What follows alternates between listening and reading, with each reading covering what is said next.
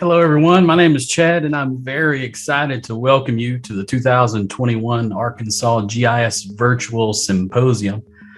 Before I introduce our chair, I'd like to first cover just a few items to keep in mind. This is a live event.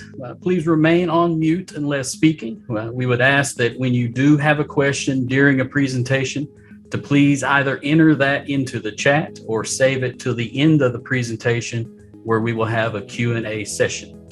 Otherwise, we are very happy to welcome you to the 2021 Symposium and sincerely hope that you enjoy it. It is now my distinct pleasure to introduce the chair of the Arkansas GIS Users Forum, Mr. Deano Traywick. Thank you, Chad. I really appreciate that. And also really appreciate everybody joining us today in this virtual occasion. Pleased to welcome you to the very first ever 2021 Arkansas GIS Users Forum Virtual Symposium. The Forum Executive Committee has planned and put together an exciting and full two-day virtual experience that we hope to be informative and still give you the opportunity to interact with the presenters and each other. Many things have changed since 2019 when we were in Eureka Springs. In the early part of 2020, COVID-19 global pandemic completely disrupted our normal way of life. Our work environments, our personal and family activities, and our social interactions were all severely altered. This limited some things, but also created opportunities for other endeavors. Because of these changes, the Users Forum has experienced several firsts along the way. In the spring of 2020, just as the country was prohibited from having large group gatherings, we had to have the first cancellation of our spring meeting. It also became clear during the fall that group gatherings were still not viable for the Users Forum to host virtual events. So we in-person events. And so we hosted the very first GIS Day virtually. COVID-19 pandemic and continued social distancing measures allow the Users Forum to also start our very first Webinar Wednesday educational series in January of this year. These once-a-month webinars allowed us to fulfill our mission of sharing GIS technology and information to the state of Arkansas, even if we could not meet in person. Furthermore, on April 21st of this year, your Users Forum hosted our very first virtual spring meeting. All the recordings of GIS Day 2020, each webinar, as well as the 2021 spring meeting are available for you to watch from our website or our YouTube channel. In the future, the Executive Committee of your Users Forum plans to continue hosting our Webinar Wednesday educational series. Additionally, I am pleased to announce starting next year, we will be helping to provide virtual training and workshops on relevant topics. So please stay tuned for details and announcements on those. So here we are, having our very first virtual Users Forum Symposium. We are excited to host this two-day event to you or for you to help you learn something from the presenters and feel more connected with each other in the process. The Executive Committee of the Users Forum is made up of volunteers from the Arkansas Geospatial community. None of the events we host would be possible without the commitment, talents, and labor from these volunteers. I sincerely appreciate each and every one of them, and they all contribute to making your Arkansas GIS Users Forum relevant and successful. So the committee members are myself as chair with the City of Fort Smith Utilities, Elizabeth Bowen with the Northwest Arkansas Regional Planning Commission, Jamie Nash, the U of A Agriculture Experiment Station, and Chad Hicks, Fidelis Geospatial as your officers. Then we have Brian Culpepper with CAST, Cody Massery with the Arkansas Game and Fish Commission, Daryl Allen, the City of Hope, Eric Nelson, Nelson Intelligence Solutions, James Holly, the Pulaski Area GIS, Dr. John Allen, Arkansas State University, Jonathan Duran, Arkansas GIS Office, Linda DeMassey with Arkansas Department of Transportation, Rusty McAllister, the City of Jonesboro, Scott Alsbrook, Arkansas Department of Health, Sharon Hawkins, and Sunny Farmahan, both with the Arkansas Department of Transportation, and Tina Thompson with the Western Arkansas Planning and Development District. We also have two federal liaisons, Tammy Hocutt and Tina Rotenberry, both with the U.S. Forest Service. Anyone can become a member of the executive committee. If you would like to join and participate, please contact any committee member for more information. Users Forum could not do what we do without the support of sponsors. I want to sincerely thank the sponsors for this year's virtual symposium. Our gold level sponsors are Arkansas Geographic Information Systems Office, Sanborn, NEI, Esri, and Nelson Intelligent Solutions. Our silver level sponsors are Texian Geospatial and Geo Decisions. Please visit with and support these companies because they have given back to you by supporting this virtual symposium and your Arkansas GIS Users Forum. Over the next 2 days, we have 19 opportunities for you to connect with our speakers, presenters, or learn how our sponsors can help you perform your task faster and easier. We also have planned some fun questions about the sponsors or something geospatial, so that be ready and think fast. Be on your response quickly so you can have opportunity to win a prize. Additionally, you will have the opportunity to see and vote on some great poster and web applications. You will definitely want to stick around for tomorrow afternoon to see who won the Arkansas GIS Users Forum Awards. These are always a highlight of the symposium because they honor your contributions to GIS in Arkansas and are nominated by your peers. Stick around to see who the recipients are. At this time, I would like to introduce our keynote speaker, Eric Abrams.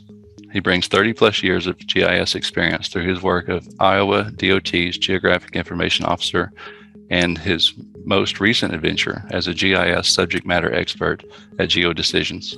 At Iowa DOT, Eric implemented Iowa's DOT's geospatial environment by leveraging existing tools and advancing Iowa DOT's Esri ecosystem. He also implemented tools like FME, Oracle Spatial, and GeoCortex to help bring geospatial data together. Eric now helps Geo Decisions customers advance their GIS ecosystems by looking at the organization's GIS maturity, technology use, and culture. Eric brings a unique perspective on GIS, data management, organizational culture, and how to get things done. At this time, it is my pleasure to introduce you our keynote speaker, Mr. Eric Abrams. All right, how exciting. I'm excited to talk today about the journey of a GIS manager, right? Taking my 30 plus years of experience, or some say lack of experience, who knows, right? And hopefully we're gonna have a fun time going through this journey, and I'm gonna be talking about just things I've learned along the way. So I have a ton of slides, and I'm known to go through a lot of slides quick. So hopefully this will be fun and entertaining. So, all right. And also, I'm going to be asking some questions as I go through this. So go ahead and put your items in the chat. Now I got to find out where the chat's at on here. I'll figure it out as we're talking. So, all right, so let's get this thing rolling. So journey of a GIS manager, again, Eric Abrams, thanks a lot for having me. So some people have seen this before, right? Now you're never gonna look at the continental United States again once you see this picture, right? And so how to find Kentucky on the map. I just wanna show that Iowa and Arkansas are part of this here. So every time you look at the US, you're gonna say, all right, I see the chef in the thing. So, and I can't tell if people are laughing or not. That's what the nice thing about in person is. You can see what's going on. Oh, there's our little chat thing. Let me get this open. All right. So if you are laughing and you think it's funny, you can put a ha-ha in the chat. That'll just keep me going. There we go. All right. There we go, Wanda. Thank you. So, all right. So there we go. So next, thank you, Arkansas, for the good times. So that little graphic you see going, that's me pushing my son's car up this hill because he thought it was a good idea to go hiking when he was in Fort Smith one summer working for Nestle. And so he took us on a waterfall tour, and that's him, getting his Honda Accord stuck. And so my wife and I trying to push him out of that in Twin Falls there, Harrison, Arkansas. For anyone from around that area, hey, thanks for the good times, right? Thanks, Fort Smith. Loves Fort Smith too. So, all right. Let's kind of get into some questions here. Quick thought. What is GIS? What is it? So if you think about it, what is it? So you look at these pictures that I have here. So on the upper right-hand side, you can see we got LiDAR data. Is that GIS? Got this intersection overlay, linear overlay. DOT people know this dynamic segmentation LRS concept. The bottom left, you have a maintenance management system that brings data together. and then you have this text file that has mileposts in it that usually what DOTs use to mark things. Are these GIS? How do you define GIS? So I'm just asking that question. You think about that. What is GIS? There's got data visualization right out there. What is it? What does it mean? And that theme is going to go throughout this presentation. So next thing, I want to know, what's your biggest headache as a GIS manager? So if you're a GIS manager, what's your biggest headache? And you're going to see those little pictures coming up and stuff. Some of them may mean something, some may not. The whole point of putting these in here is maybe you'll remember something that I say based on these little pictures here. So I'm an Iowa State fan, so you're going to see some sprinkling, some Iowa State stuff in here. So what's your biggest headache as a GIS manager? When you manage your department or manage your GIS program, what's your biggest headache?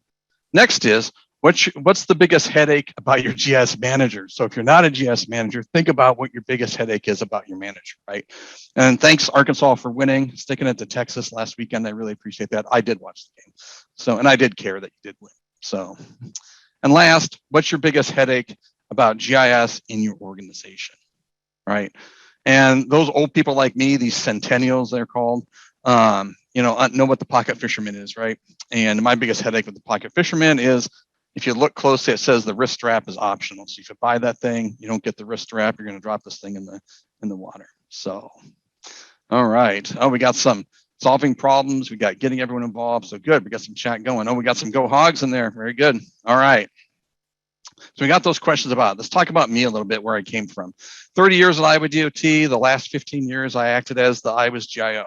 You can see there, I've been with Geo Decisions since February 2020. The reason why I'm at Geo Decisions is when I was in my early 20s, I made a promise to myself that when I turned 50, which was in 2020, that I would quit my job and go find something new to do. And I actually held myself to it. So I quit at Iowa DOT and took a job with Geo Decisions. What I found at Iowa DOT was I started traveling around the last 5 years. I was there to different DOTs and organizations. I found I really liked helping people. And that was the motivation to really move on and do something different. You can see there, I love open data. Also feel myself as an entrepreneur and an intrapreneur. So an entrepreneur, helps advance the organization. An intrapreneur is somebody that really invents inside your organization and makes things better and things like that. So, and also have multiple business opportunities, experiences that come into this journey of a GIS manager. My wife and I actually own 3 retail stores, about 16,000 square feet of retail space in central Iowa, and 38 different employees. So not only do I do GIS, I have a clothing business too. So, all right, Geo Decisions, you can read through that. We're 130 people, 12 countries, 12 US based offices. So we're just going to move on. And then Iowa DOT, let's kind of get the scale of the program that was managed at Iowa DOT. So it manages 114,000 miles of road. This is very similar to what Arkansas DOT is. We got 25,000 bridges in Iowa, 2,600 employees, $1.22 billion transportation budget. And I know we have a range of people here and they think, man, $1.22 billion is a lot of money. Well, it is, yep. And then 700 million was funneled over to the DOT. So for an organization that size, what did that organizational structure look like at the department? So I ran this federated GIS concept, and we're going to talk about that a little bit later. And basically what I had was the GIS program had 2 core staff. That was me and another person. And then we had 2 contractors that helped us with some things. We had these office coordinators out there. So we had these people that weren't directly under the control. That's what the Federated is, of the central GIS office, that they kind of coordinated GIS inside the organizations. We had a roads and highways team. As you see there, we had 1,200 ArcGIS online accounts and 1,000 portal accounts. So you kind of see how many people were using GIS and GIS technologies. And then we talked before, GeoCortex, FME, Esri technology framework was really the basis for all that. So, and Brian likes the excellent adventure. That's great. All right. So now we're going to go ahead and talk about the journey here and the things I've learned along the way. Let's jump into it. There is a past, right? You must understand the past to be effective in the now. So what does that really mean? So you have to understand where you are in the organization and why the organization put you there. Like Milton there with the stapler. He didn't understand where he was in the organization. He kept getting a paycheck even though he was let go. And he kept showing up for work, right? So in order for you to be effective today, you got to understand why the organization has you where you are, right? History does repeat itself. And if you understand the culture and you understand the environment of why you're there, you can change the destiny and improve your GIS program, improve what you're doing for your organization. It's like Bill and Ted in the bottom left. You know, the guys like put them in the Iron Maiden, right? And they're thinking, man, that's excellent, right? Because I want to go the band Iron Maiden, blah, blah, blah. But what they didn't understand was they didn't understand history, but the Iron Maiden was actually a torture device, right? And then if you're one of these centennials like me, somebody that's been around forever, and you were there from the beginning of the GIS program, document that, put that on a timeline, reflect back on what you've done with your life events, with the GIS environment. And that'll really be helpful for other people down the road to understand why the program is where it's at, why people are where they're at, why you still have certain technologies and things like that. Next is you also got to understand how your tools evolved, right? See that old set of tools right there on the left, right? And you look and there's, you know, that shovel's been fixed. Does it matter why the shovel's been fixed? No, maybe not. But, you know, it's nice to know that that shovel's still useful. Hey, but maybe it's getting close to replacement. So understand the tools in your environment. All right, how are we doing so far? Got a thumbs up, thumbs down from anybody? Looking at chat. Everyone's probably getting their coffee. All right. Jump in. Next thing I've learned over the time is there's no such thing as GIS. Usually people are like, what are you talking about? Let's kind of take a look. GIS. So what is GIS? What my friends think I do. Have you ever tried to explain what you do to anybody? It's impossible, right? Yeah. To me, try to explain in like one sentence what I do is impossible. Because there's so many different factions, right? Put dots on the map, right? Google Maps helped us all. That's exactly right. I use Google Maps when I talk about it, right? So what is GIS? You know, that's why I asked that question earlier. What is it? And so I really believe, and I believe for a long time, that there's no such thing as GIS. It used to be something a long time ago. You know, GIS means too many things to too many people. You got to use different terminology within your organization, like spatial data, or come up with something else that works, right? Upper management needs to know it's not just maps. It's not just a paper map or an interactive map out there. I remember one time, I've heard this multiple times. I was in Washington DOT, and they kept saying, we got to put the data in the GIS. I'm like, what? You're isolating these systems and making it look like they're separate entities and they don't integrate with the rest of your organization. So, you know, don't use those terms and put it in the GIS. Don't isolate your work to just maps. Like I said, you know, GIS is analysis, public relations, you know. So what does GIS mean now after kind of seeing what we're talking about here? Change the now, control the narrative in your organization, right? And you see there's a picture in the bottom. Confusion creates chaos. So the more you don't take control of the term GIS organization, the more chaos you have. But organized chaos is okay, like football. So I have a picture of the stadium there in Memphis. This is a picture I took.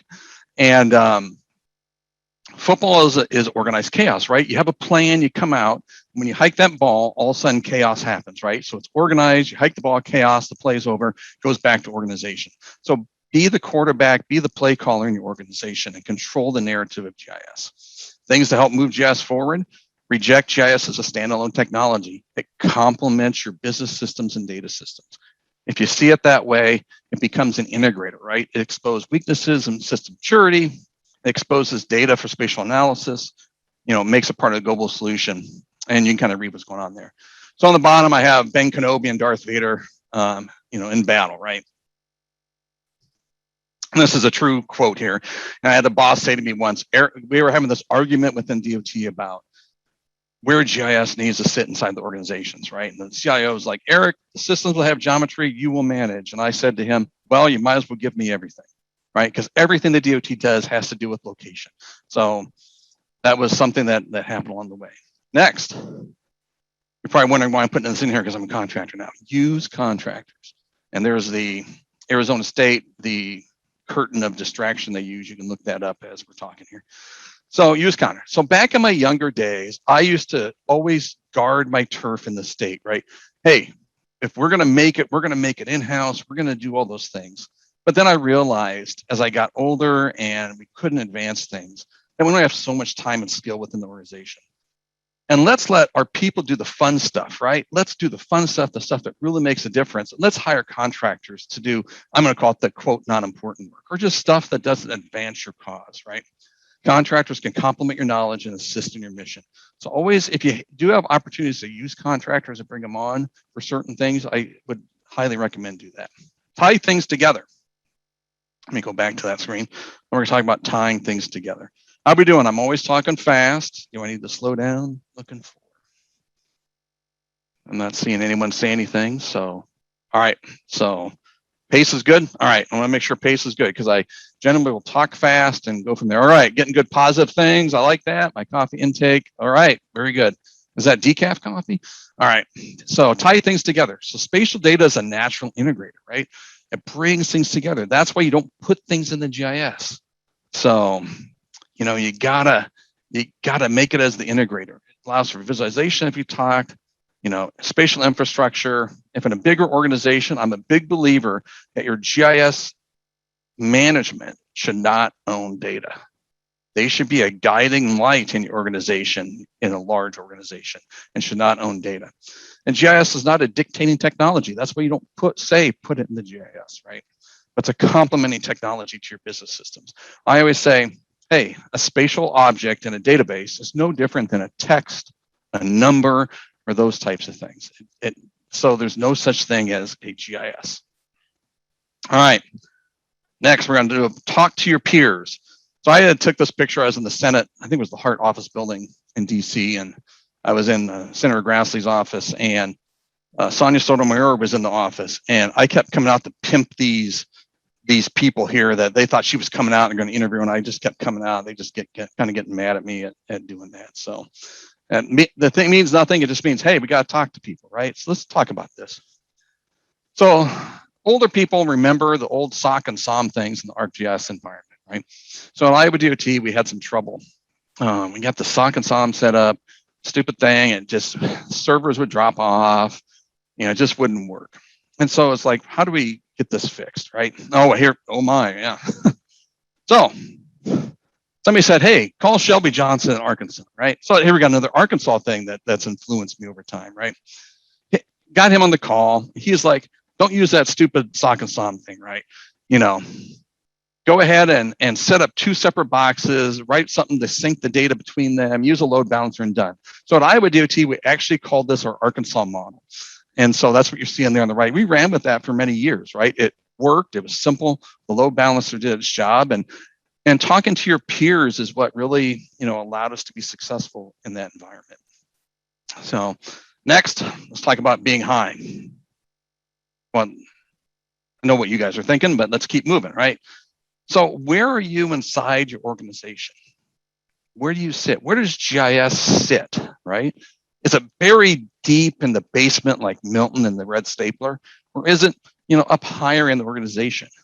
Do you like where you're at? Do you like coming to work? Do you find that where you're at in the organizational structure, you can't get things done, right? See some thumbs up, some thumbs down from anybody. See if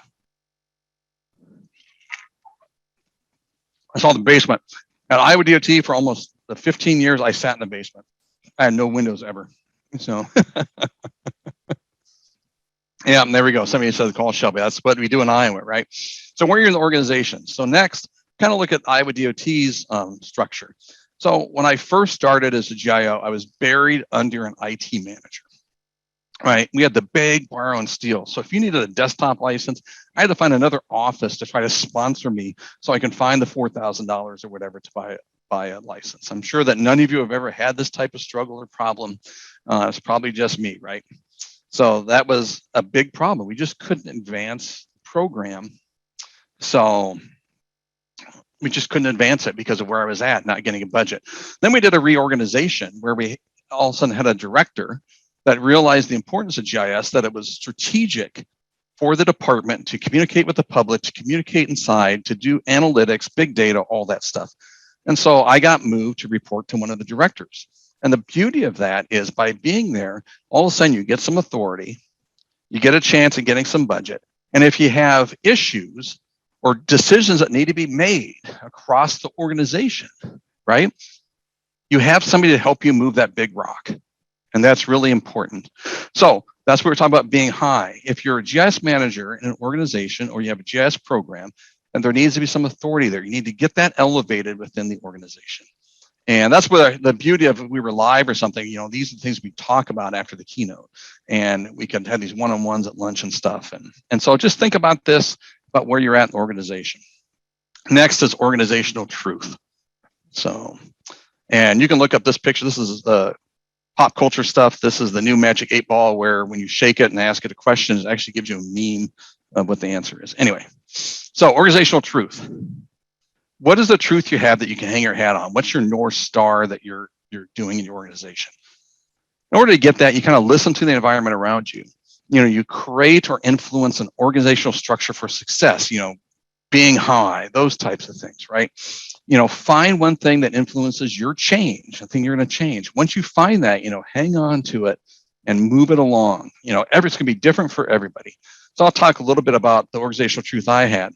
So in 2005, right after I took the GIO job, I found this. I found this article here from Bajan Azad about the high and low roads to GIS development. It was comparing centralized versus federated GIS. I ended up picking federated GIS. And it was years later when I got on LinkedIn that I looked this guy up. He was still around, friended him, and thanked him for this article he wrote in, like, I can't remember, 1995 or something like that, about his insight on federated versus centralized GIS. And so some of the things that I've learned about federated and centralized GIS, and federated is basically, if you kind of look at it as, you have a very small GIS management area, and you have some guidelines you set up, and then offices and things like that work under that framework. Where centralized has a larger GIS office, kind of everything flows to them. You can kind of see the pros and cons of each. Federated gives you some flexibility. It's easy to build out a framework. You can spread out the work. The pros for centralized are, it's easier to get a budget because you're a centralized office, you got staff, that type of thing. And you can also then have some deeper knowledge in your GIS product stack. But at the same time, federated, it's hard to get a budget because you have 2 people, right? You can fragment this. You can have offices, I've experienced this, but all of a sudden overload their staffing to influence the GIS directions. Like, well, I have 4 GIS editors, so I'm just going to add 2 more, right? Now we have more people, we get more budget, now we can influence what's going on. And you can kind of see what the centralized cons are. It's just not nimble. Centralized GIS, it can become a bottleneck. Oh, I'm hearing some preach there. All right, great. So these are things you got to look at the organizational truth, right? And for me, it was, how do we want to organize Iowa DOT at the time for success? All right. Next, we're going to put yourself out of a job, right? I guess that's kind of what I did, put myself out of a job. If anyone can figure out what this movie is, more power to you. All right. So how do you put yourself out of a job? You move away from mundane things. Why do you always want to patch servers? Why do you always want to do upgrades, things like that? Maybe that should be outsourced. That's where you talk about the contractors, right? You focus on the bigger things. Delegate to others. I was always the worst at that in my early days. I would be like, nobody can do it as good as I could, right? And I would always have to be involved. Well, I became the bottleneck, right? So I learned how to delegate things to others. So then once you delegate, you allow good people in the organization to do, oh, somebody got the movie. Excellent. All right, Potosi, Iowa. All right.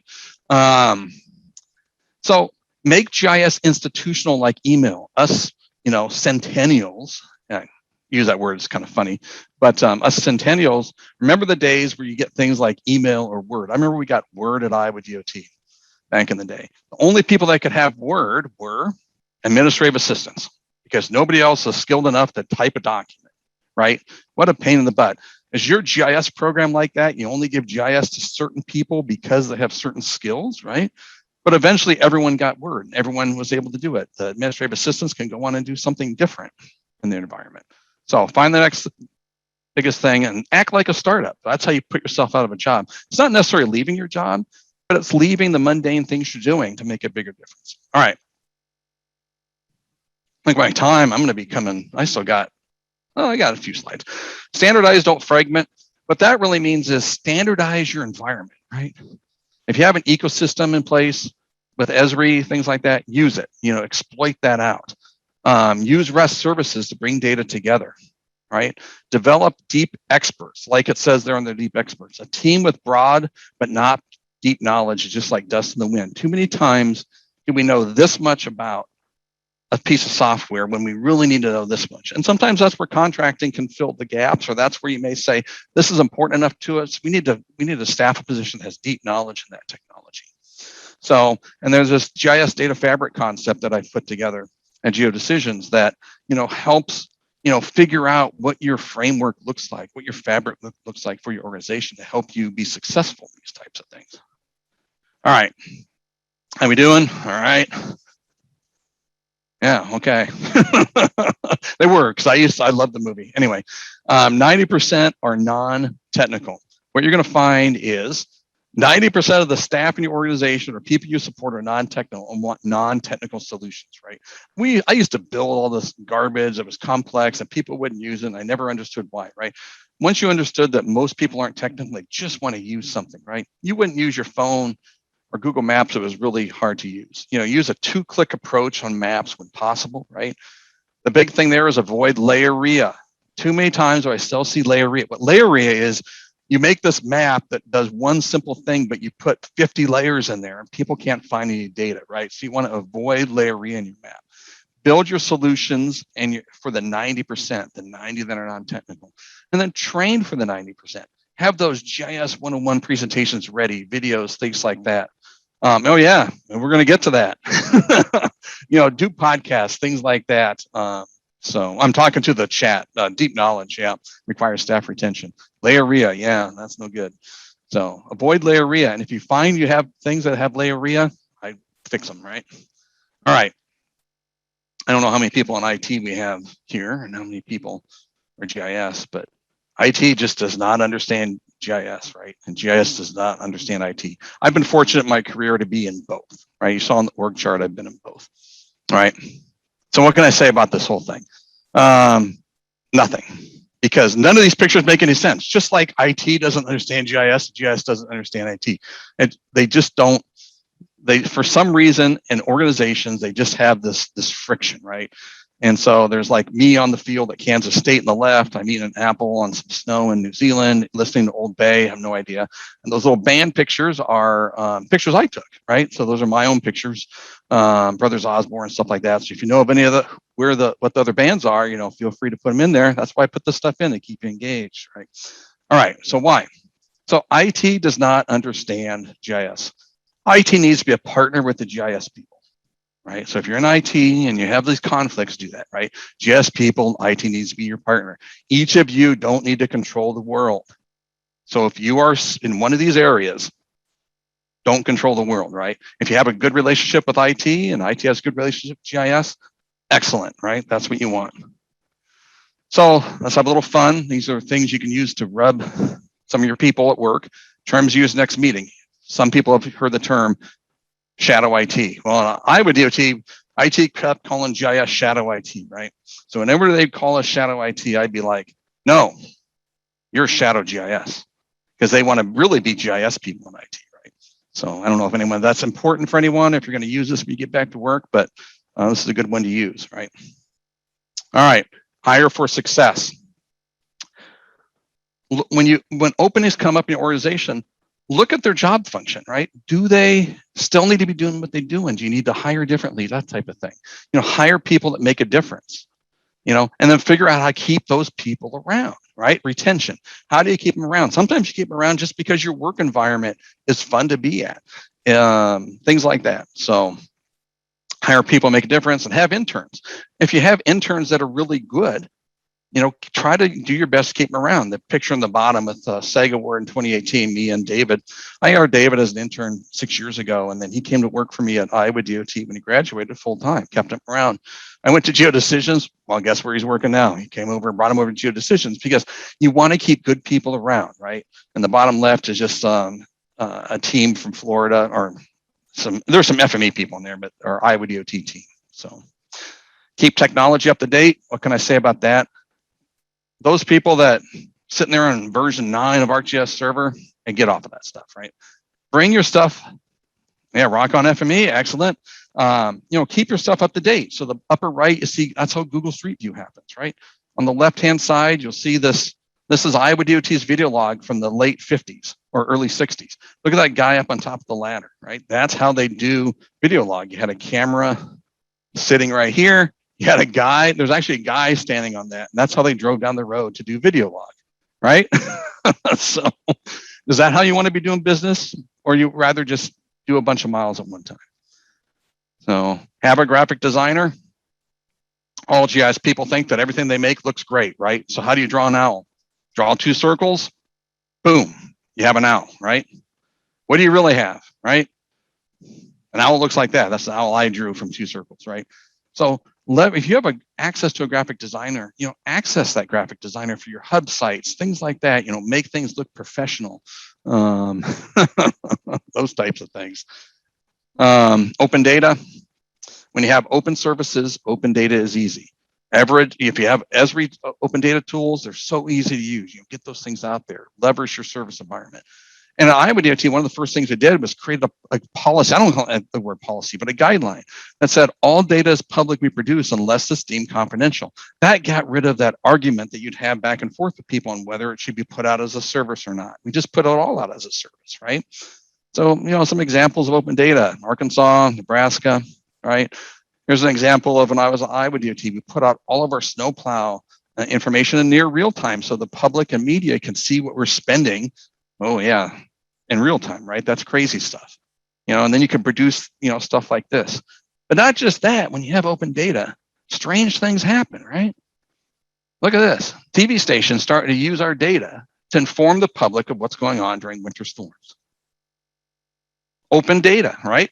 Why do we need to protect the location of snowplows and protect the road conditions and put them in some format that nobody can use, right? Let's put them out as an Esri REST service, things like that, right? Magic happens and cool things happen. People do things outside your organization, inside your organization. All right, we're getting close here. Be mature. All right, I love Cheez-Its. Slim Jim.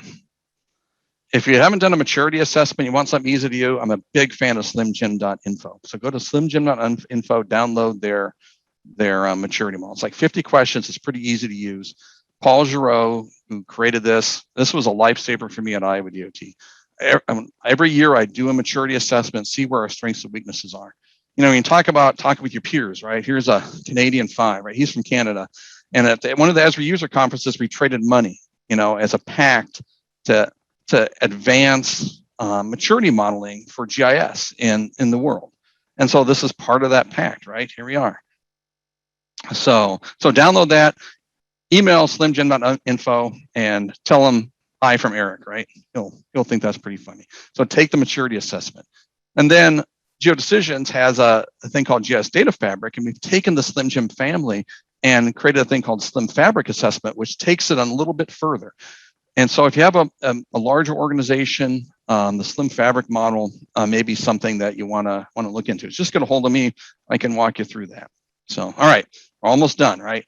Next is don't be a jerk.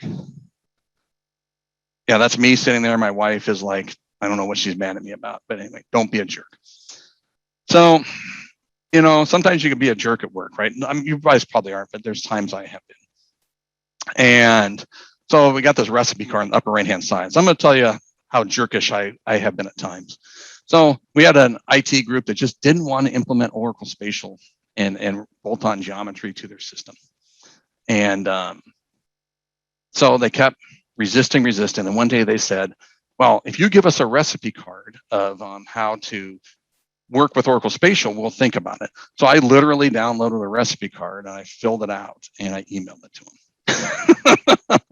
Now, they never liked me ever after that, right? And I just burned that relationship, and that's just not healthy. So if anything, just don't be a jerk and think about things you do, right? Relationships are key. And so let's talk about that. Do everything without complaining and arguing, right? Philippians 2:14, do everything without complaining and arguing, right? Don't get caught up in the you've done something, I saw it, now I'm going to do something, and you'll see it trapped, right? You got to break out of that cycle. So if you got an organization or internal communication that's not working, someone has to break that cycle, right? It's like slow cooking, right? There's me making a pork butt and some chicken, right? Add the right rub, the right smoke, the right heat, the right time, and you get a good meal, right? You want to be able to do that. Use tricks and framework to learn today. use things you learned today to make your organization GIS great. We're almost done here. I know I'm running a little bit late. Oh yeah, tailgate prep. I love tailgating. Does it make the boat go faster? So think about that. This is based on the book, Will It Make the Boat Go Faster? And really it's about rowers. And when they make decisions as a team, does it improve anything, keep anything the same, or make anything slower? You only want to implement things that make things go faster. So that's why you document all the stuff you've done in the past, right? You want to look at all those little things and you can see how they turn into such big things, right? All right, we got about 2 slides left. In closing, what does your path look like? So there's me down the bottom right hiking toward Mount Cook in New Zealand, the little church on the left. People that have been around a while, that church may look familiar to you on the left in New Zealand. That used to be in Esri's, I think, ArcGIS Online site. They had a picture of that church. And so when I went to New Zealand, I decided to take a picture of it also so I could be in that same spot. So what does your path look like in your GIS? We all have struggles, right?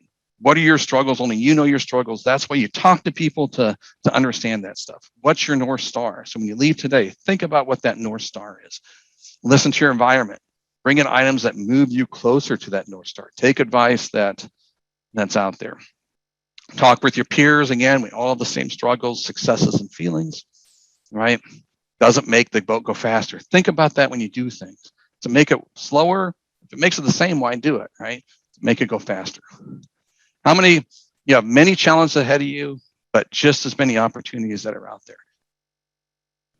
Don't be a jerk, right? Don't send recipe cards to people and then they just get mad at you and things like that, right? And last, there's no such thing as GIS. Think about that, right? Think about how you can apply that, how you can bring GIS together, bring that term together so it means the same thing to people in your organization. Last, before we go, a few Eric-isms. Good employees follow policy, great employees tweak it. I use this a lot at Iowa DOT, right? And it was really about, policy, and people use the excuse of policy. Well, policy. Well, great employees tweak that policy, right? Take it to the edge, things like that. Those are the people you want on your team. Take it to the edge, not maliciously, but they do it because they're wholehearted and they care about what they're doing, right? So good employees follow policy, great employees tweak it. Don't make geospatial technology a silo of excellence. Don't say put it in the GIS. Make it excellent. Another Bill and Ted reference, right? Create once, use many times. Anytime you create data, create it once and use it many times. Use REST services, open data, things like that to use it many, many times, right? The last thing you want is 10 county border layers that are published out there because everyone wants it a little different, right? Service Central software neutral. Use services to integrate your data, right? Don't worry about the software. As long as the services are out there, that's key. That'll hook things up. Web services are really, really the way to go. And last, Dylan McKay, this isn't my quote from 90210, may the bridges I burn light the way. Well, that sounds like a jerkish statement there. And I said that at work once in the staff meeting, and people are like, well, that's not very nice. And I'm like, well, maybe I said, well, maybe what I'm doing is burning the stuff that doesn't work. And it's telling you not to go that way, right? So how do you look at that statement? You look at it as, I'm just going to burn my bridges. I'm just going to go on my own. Or do you look at it as, don't go here, don't go here, don't go here, right? So Dylan McKay from 90210, thank you for that quote. And last, in conclusion, just be excellent to each other. You're all in this awesome GIS group. At the beginning, I was really excited to hear that you've morphed into having these monthly Wednesday sessions, things like that. So share, talk to each other, things like that. And best of all, party on, dudes. Maybe Iowa State will play Arkansas in a bowl game. I'm hoping that Arkansas would just leave the SEC and come to the Big 12, but you never know. So with that, I am finished. So. All right, absolutely. Thank you, Eric, for an absolutely outstanding presentation. We're just a couple minutes over, so I hope if anyone had any questions, they might have posted them already. We would actually, I guess, in the interest of time, could take maybe just one or two, and then just really ask everyone to follow up directly afterwards with any questions for Eric. Hey, Eric, thank you so much for this presentation. So quick question. If you're like hired on today as a GIS like manager or coordinator, what's the first thing you would do? I would do a maturity. I do two things. I do the maturity assessment, the slimjim.info, and I would understand, I talked at the beginning, I would understand why the GIS program is where it's at and the history behind it. That way you can understand, that'll help you figure out how things navigated to where it's at. So I would do those things first. And that maturity assessment is, in my opinion, is really key because that'll show some strengths and weaknesses within the organization. It's pretty easy to fill out. And is it like available online or something yes. you have to? If you go to slimjim.info, yeah, it's a Excel spreadsheet, and it has like 50 some questions. There's also a Slim Jim for transportation, which I helped develop with other DOTs. And then Geo Decisions has that Slim Fabric one, which is also based on that. There's a few additional questions in it, but then that aligns maturity to GIS Data Fabric component. So I'll get in touch. Thanks, Eric. Yeah, tell Paul hi from me. So, will do. Thank you. Yep. All right. Well, thanks again, Eric, for, like I said, an outstanding presentation. We'll wrap things up here. And like I said, direct everyone to follow up with you. If you're looking for Eric's contact information, please go back to the agenda online and the list of speakers. We've actually included both email and social media links on our event page. So that's a great place to go and follow up with Eric. Coming up next is actually a presentation, a video presentation from our sponsor, Esri. It's all happened here.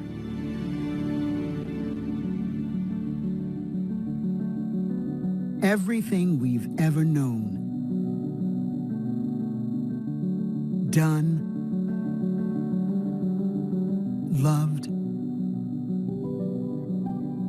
took place on this drifting, spinning ball that's our home. It's where we learned to provide, nurture, protect, thrive.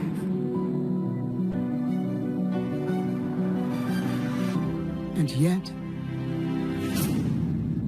wildfires are scorching the West Coast, leaving behind a path of death and destruction. Inches of rain this morning. The waters keep rising, and according to the National Weather Service, our very success now threatens our future.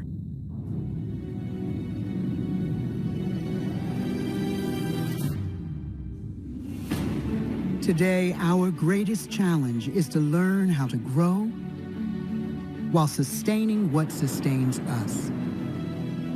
Your understanding, your science, your work are the solution. You have the power to see patterns and relationships and show us how everything and everyone are connected. You have the power to transform how we produce and consume, build and maintain, unite and strengthen, heal and nurture. You can help us see that we can no longer live apart from nature, but must live as part of it. Today, geography matters more than ever. The geographic approach, your work, and the billions of maps you make are essential for creating a more sustainable future.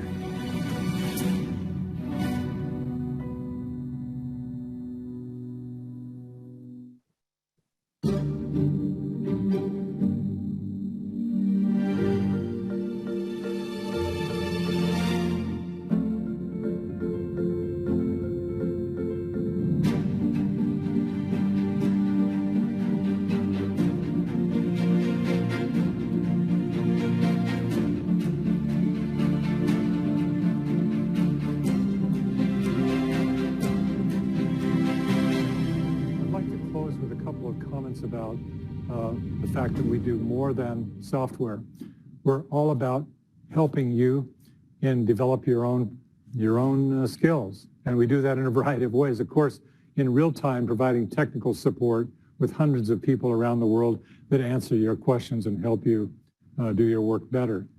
But also through a large library of books, which we call the Esri Press, with over 150 publications and more coming, with podcasts, with Esri Press, with Young Professional Network, with, well, a variety of resources. I'll just call your attention to the GIS Day coming up in November. It's an opportunity for all of you to participate in sharing your work.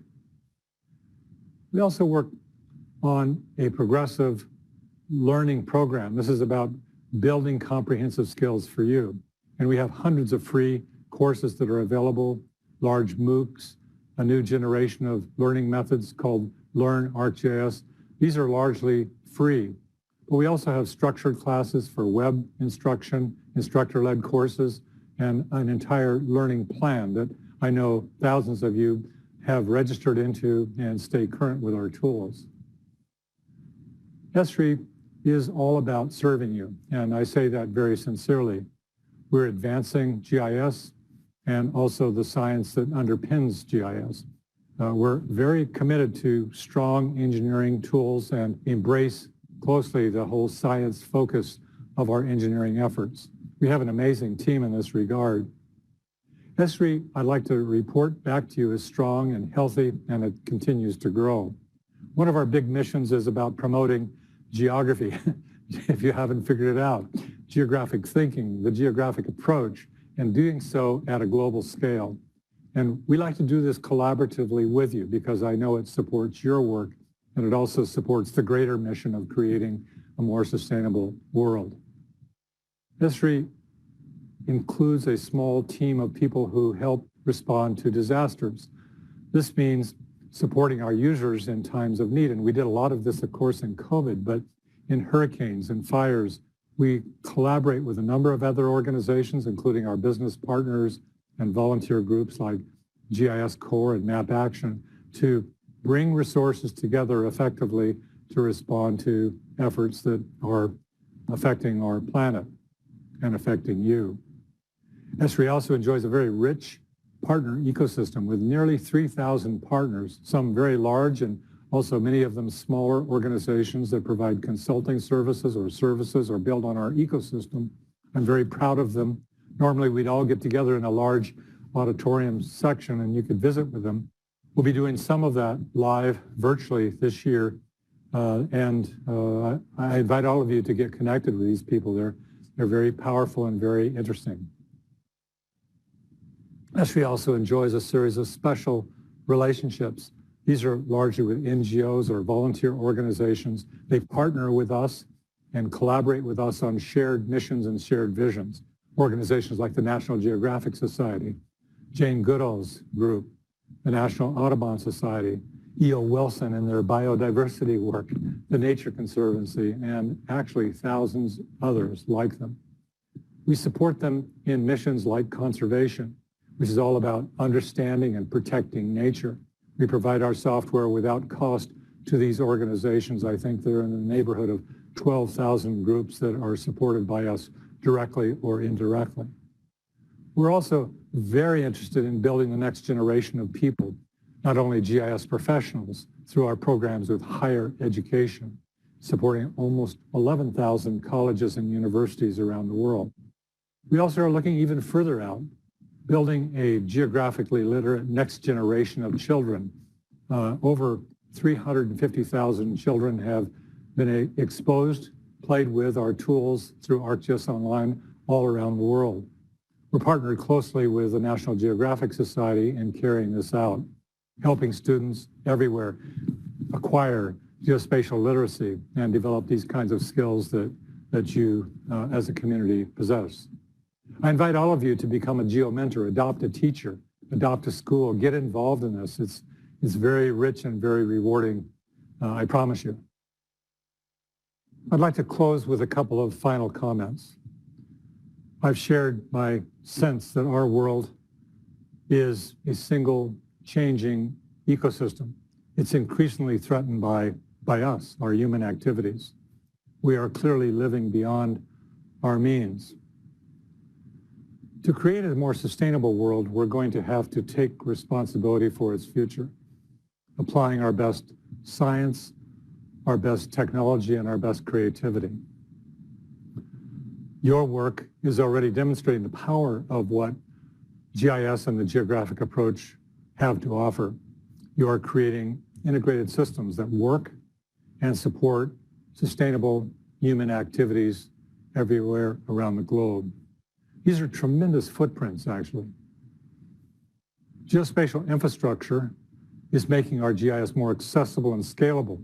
My big vision is that this will expand to reach every organization on the planet, becoming involved, creating a global information system for sustainability, a kind of nervous system for our planet. However, this sustainability challenge requires far more than technology. GIS professionals, and here I'd like to speak personally with you, are going to be essential. You need to provide the leadership, working together, doing all the necessary work, like chopping wood and hauling water. You know what I'm talking about. To apply this geographic approach at scale, this is what will be needed. Integrating geographic science and holistic thinking into virtually everything that humans do going forward, creating a sustainable future. Ladies and gentlemen, our old friend and colleague, E.O. Wilson, had this to say: we only have a short time to decide about our future. We're in a kind of race to save the living environment. And I take that personally, and I want you to as well. Last night, I wrote a few personal messages just for you. First, you're working in the coolest profession, and history will record how very meaningful your work is and has been to changing sustainability on the planet. And I know what you do. I know it's important, and I also see firsthand the power of this work. It's taking everything and put it in context, visioning, seeing the future. I also want to say that I want to encourage you to share your work. I mean, it's very powerful when you do that. Other people learn from you. And this is the only way we're going to get to scale, actually. Share and communicate your work successfully to others, not only within our profession, but also beyond. People are interested. They trust you. They want to collaborate with you. And I'd also say, just personally, build strong professional collaborations. I'm sorry that we're not all together at this conference, because that's the place where we often find a new friend, where we begin the sharing and support network.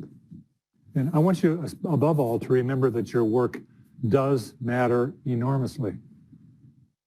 And also, just a few practical things. Build great maps that tell stories, tell the important stories, because they open the eyes for others to really understand how just very important your work is. So finally, move rapidly. I mean, I love this field. I know you do as well. Move rapidly and urgently, because our world really needs it, because we need to create sustainable solutions, because time is running short. It's late in the day, but it's not dark yet. Okay, so I want to encourage all of you to own this and go with it. Thank you very much. Enjoy the rest of the conference. The work that you are doing is, from my perspective, just extraordinary.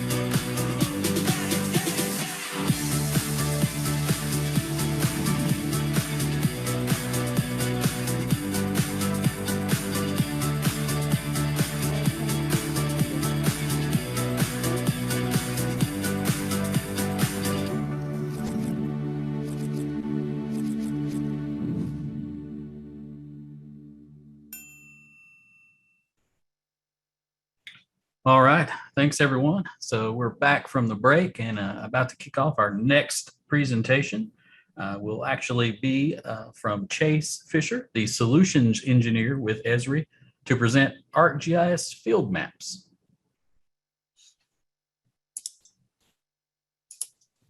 Thanks, Chad. Absolutely.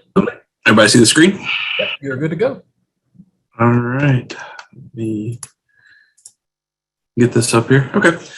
Well, thanks, everybody. Thanks for joining us today. So like Chad said, I'm Chase Fisher. I'm a solution engineer with Esri out of the St. Louis regional office. So if any of you have any questions, Arkansas, the entire state is my region, and I'm a solution engineer for it. So feel free to reach out. My email and everything will be at the end of the presentation. And just hold all questions till the end. Hopefully we'll have a little bit of time for Q&A. And also, if you have any questions about anything you saw in that video that we just played, we got a lot of new technology that's come out, and a checkup with your solution engineer on your architecture or your deployment may yield you some information and a better ROI on your investment, because there's so much stuff that we add to your existing capabilities almost quarterly. So feel free to reach out. But today we're going to focus on ArcGIS field maps. So it's an introduction to field maps. So what I thought I'd do is kick off a bit on strategy information, where we're at today, where we're heading with field operations, and then dive into field maps, where things are currently, and show a couple demo videos. And then we'll end up with the roadmap ahead. So if you've been using Esri apps, then we've been building out the suite of focused apps that cover all these different aspects of field operations, from coordinating to planning, navigating, turn-by-turn directions, read-only understanding with Explorer, and field data capture.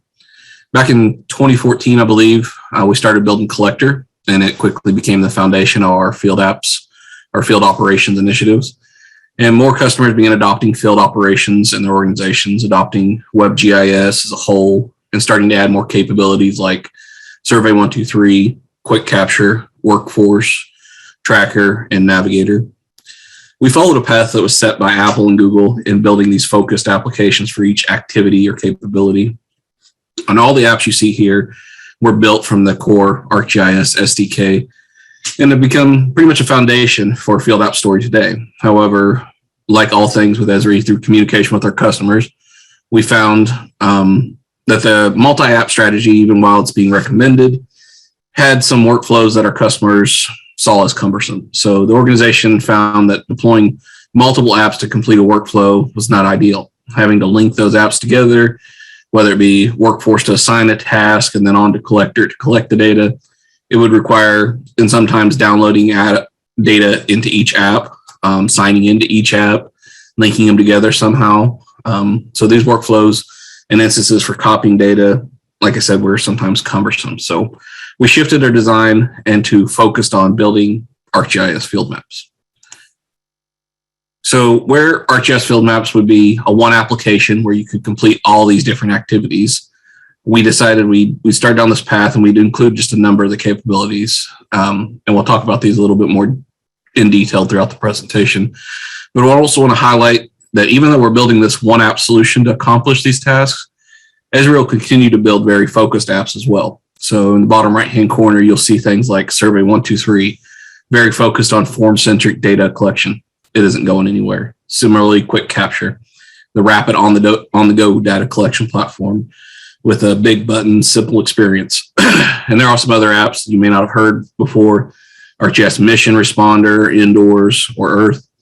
They each all have specific capabilities that we're going to continue to expand upon as a focused app not included in this field maps consolidation. So where are we at today? We actually pulled together and released ArcGIS field maps pretty quickly over the course of last year, and it's continuing to advance. And in December, the update to ArcGIS Online, we brought together the capabilities of Explorer, Collector, and Tracker. So in one solution today, you can support map viewing needs, map markup capabilities that were inherently in Explorer, high accuracy data collection capabilities that were part of Collector, and the transaction model within Esri to do inspection workflows. And leveraging work you put into designing your geodatabase, we also brought in that location tracking capability. So you can now use one application to view maps, record locations, broadcast your current status, collect data, and do those inspection workflows. And that's what we've already released since December, since the December update. But there's more to it than that. As part of the solution, ArcGIS Field Maps, we added a new back office web application. This web application is really designed for the GIS professional who needs to rapidly configure and deploy the maps for anyone in those different activities. So we brought together this, like in the screenshot you see here, the ability to functionize all the different things, like enable offline capabilities and troubleshoot whether your maps are ready to be able to take offline, or like directly enable offline mode in the map, enable sync on features, diagnose if you're using a base map that doesn't support generating offline areas, and that sort of thing. So this is a way that we can actually analyze the deployment of the map and make sure all the components are talking together. And we'll talk about this a little further on later in the presentation also, and the place where you can go to configure the data for collection. Now, whether it be feature templates to collect new information or new form capabilities that we've introduced as well. So smart forms is a new term, and we'll kind of go over that too. But as we move forward, we will grow significantly in these capabilities, and we'll continue to add capabilities like ArcGIS Workforce, so you can receive and complete work orders in the mobile app. But dispatch, manage, work assignments will also be done through that web application as well. And I see in the chat right now, can it be paired? Yes, it can be. And then we're going to talk about that here just shortly with GPS or GNSS. From the mobile app perspective, with that December release, like I mentioned, we brought together a lot of capabilities, collector, tracker, as well as the map viewing and markup explorer. But one thing I want to highlight on the slide is that we did update the system requirements. So currently ArcGIS Field Maps does require iOS 13.5 or higher, or Android 8 or higher to run in the Field Maps application. So that means that currently not on Windows application. When it comes to the map viewing, map markup capabilities, there are a couple things I want to highlight. Field Maps is just like any other Esri app. It's powered by our underlying runtime engine. And we've updated Field Maps to work on that latest version of that engine. So with that update comes a lot of new capabilities, things like advanced symbology and functionality, being able to leverage things like arcade expression for labeling and symbology alone, but also to build pop-ups that are quite powerful, because some of the advanced capabilities with feature sets that we can enable with arcade really makes your app that much more powerful.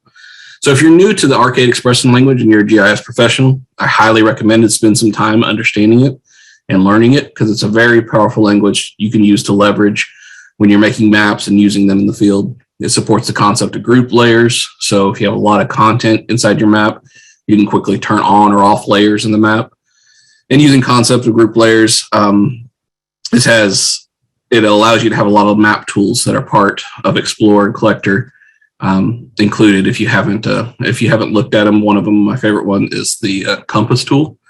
So when you think about the compass tool paired with, like, say, a Trimble R2, for example, you could use the compass tool to navigate to the location of an asset, may it be buried or hidden, and get that precise direction. So, foot by foot location directing you to where that asset is.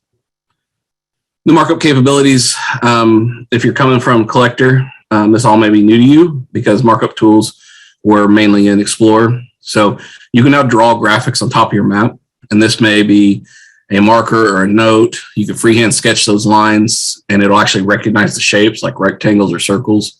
And you can take that markup and share it peer-to-peer as a screenshot, or the markup itself as a graphic by email or text message. And others can open that markup and see it on their map. So if you have the proper privileges, you can even share it back to your organization as a feature layer inside ArcGIS as well. So markup is a pretty powerful tool combined into this application. When it comes to high accuracy, and this is what we were talking about, Richard, when it comes to the high accuracy data collection, I think it's most fundamental to know that ArcGIS Field Maps comes with all the capabilities that Collector came with. So there's a lot of solutions we provide around high accuracy data collection. many partners that we can leverage to use these enhanced accuracies of their products. And now this is say if you've never used Collector, some of this may be new to you, but we can capture things like the orthometric height, store in the elevation data, and the geometry of any feature you're creating. We provide GPS averaging solutions in the app settings as well. You could turn on confidence levels. And there's also a GPS bar in the app showing the details of the accuracy. So connecting to a GNSS is definitely part of field maps, and it's going to continue that functionality that we've seen in Collector. So now I would like to show a quick demo. This is Eric Wagner, one of our solution engineers on the water team. He's going to utilize field maps and an external GNSS to do some high accuracy data collection. And then he's going to take it back to the office and display some of that information in a dashboard to help the organization deal with those day-to-day events. Hi, my name is Eric Wagner, and I'm a solution engineer on the water utilities team. Efficiency and accuracy are critical to effectively coordinating operations at utilities every day. To do this, you're probably using many of our current apps, like ArcGIS Quick Capture, Survey 123, and more to complete your work in the field. But you've asked us to combine many of these great apps into one. So in addition to those other apps you already use, I want to introduce Esri's newest mobile app, ArcGIS Field Maps. In its first release, it will combine the editing capabilities of Collector with the viewing and location tracking functions of Explorer and Tracker. Today I'm at a construction site doing some asset collection. Let's see how field maps can help me get my work done. Viewing and understanding the specific details about all of your utilities assets is critical to daily operations. For example, I can look up additional information about this valve at the end of the street. I can also take a look into its historic maintenance records as well, and in particular, see the work that was done last January. Field Maps also allows for the use of high accuracy GNSS receivers to collect newly installed assets, like this valve.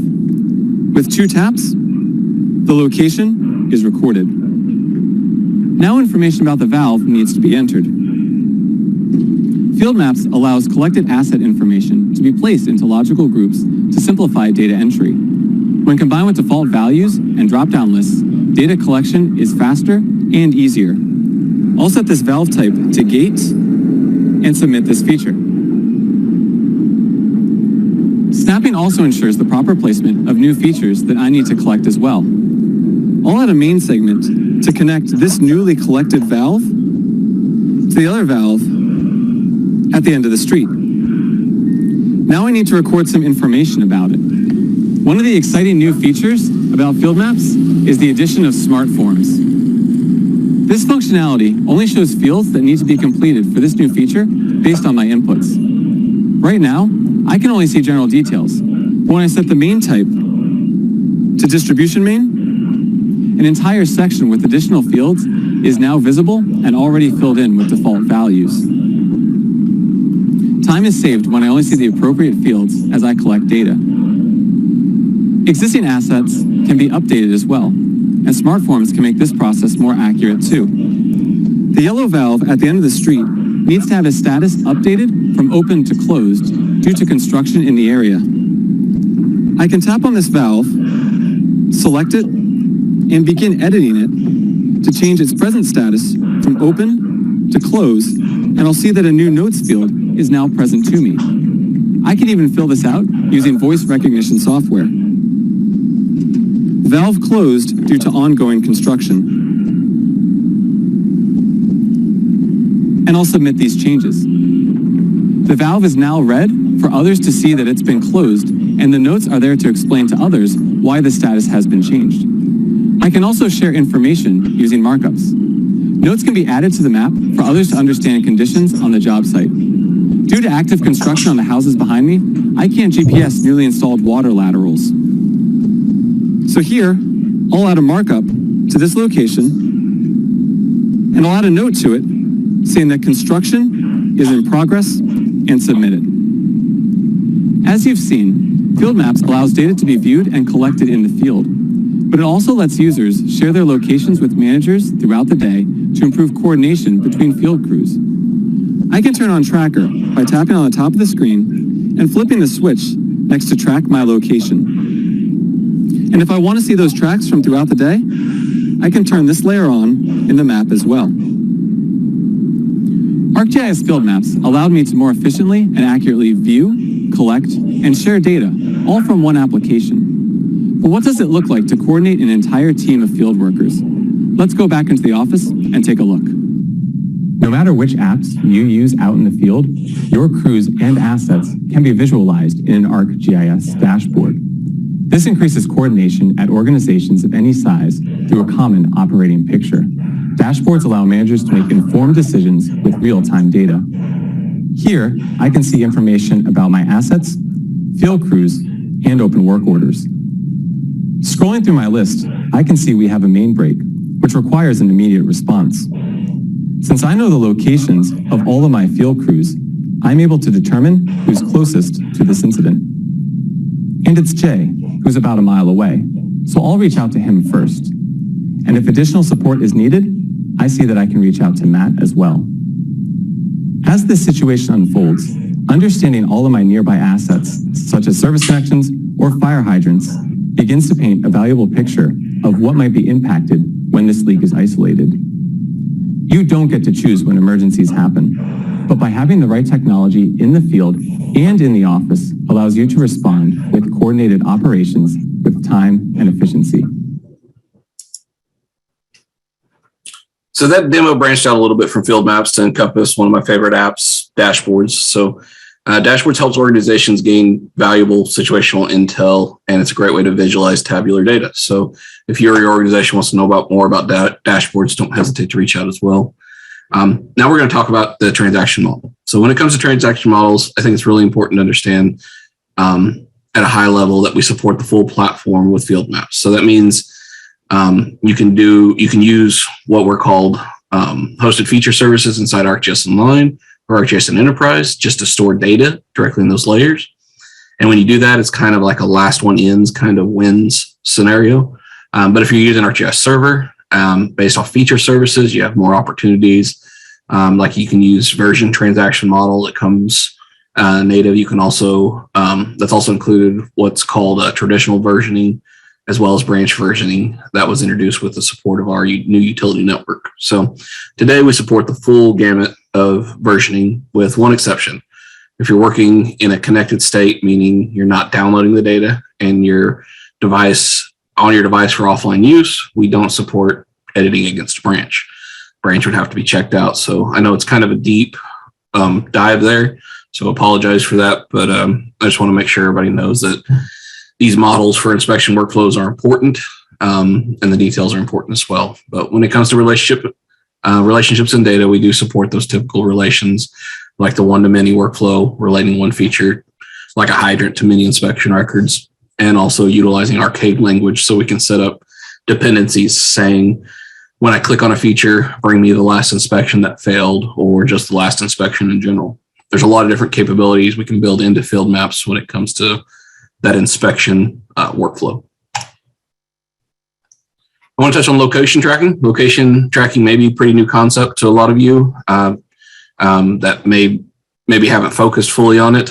So let's say with Collector Survey 123, we introduced a product called ArcGIS Tracker. So it's a standalone product. We introduced it last year. We leverage the core motion APIs as well as location when capturing your location and the history of locations. So what does all that mean? Those kind of fitness APIs that you find in fitness devices. We leverage the information so we're able to know when someone's walking, driving, or stationary. This enables us to dictate when to use the data and when to turn it off. And this helped us immensely by reducing battery consumption and saving batteries. But within your map, you can also just turn on or off the tracking. And in the background, if it's on, we'll record your location in one layer, and it'll have your last known location, and we can broadcast that on set intervals, so like 30 or 60 seconds. And also keep a breadcrumb trail of where you've been. We can also, this can also be beneficial in a multitude of ways, worker safety, accountability, etc. We've also used this API to start utilizing peripherals. So we're working with like the Apple Watch, and some things at Esri we're going to continue to look on expanding, like into Apple CarPlay, and different iOS capabilities. So ArcGIS Field Maps also supports working indoors. Viewing a map or a package from that contains a facility and levels or layers in compliance with the ArcGIS indoor model unlocks floor awareness capabilities in field maps. So to provide floor awareness in field maps, the map must be indoors compliant and include those two layers, facilities and levels.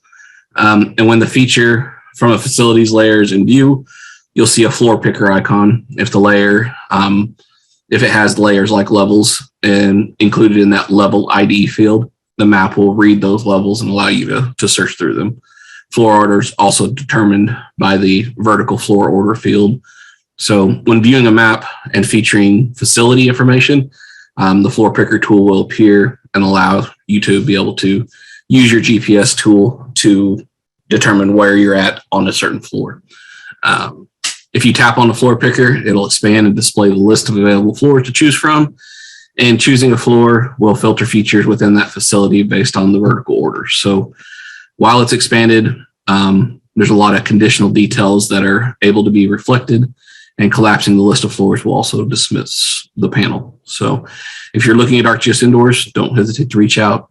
Field Maps can help you in the field with it. So using ArcGIS Field Maps web app, you can configure and manage the different types of features that can be created in the Field Maps mobile app effectively in your data dictionary. When creating new types of features, it transforms that mobile app from a GIS feature creation app into a damage assessment app or a sign inventory app. In the web app, you can order the list of features in the template. You can also change the name of the template, apply default attribute values for each template to minimize the amount of information needed to be filled out, delete existing templates, and duplicate and configure existing templates. So there's a lot of smart form capabilities in these templates, so allowing you to really focus in on what it is that you're wanting to have collected in the field, and it's not just based on a pop-up anymore.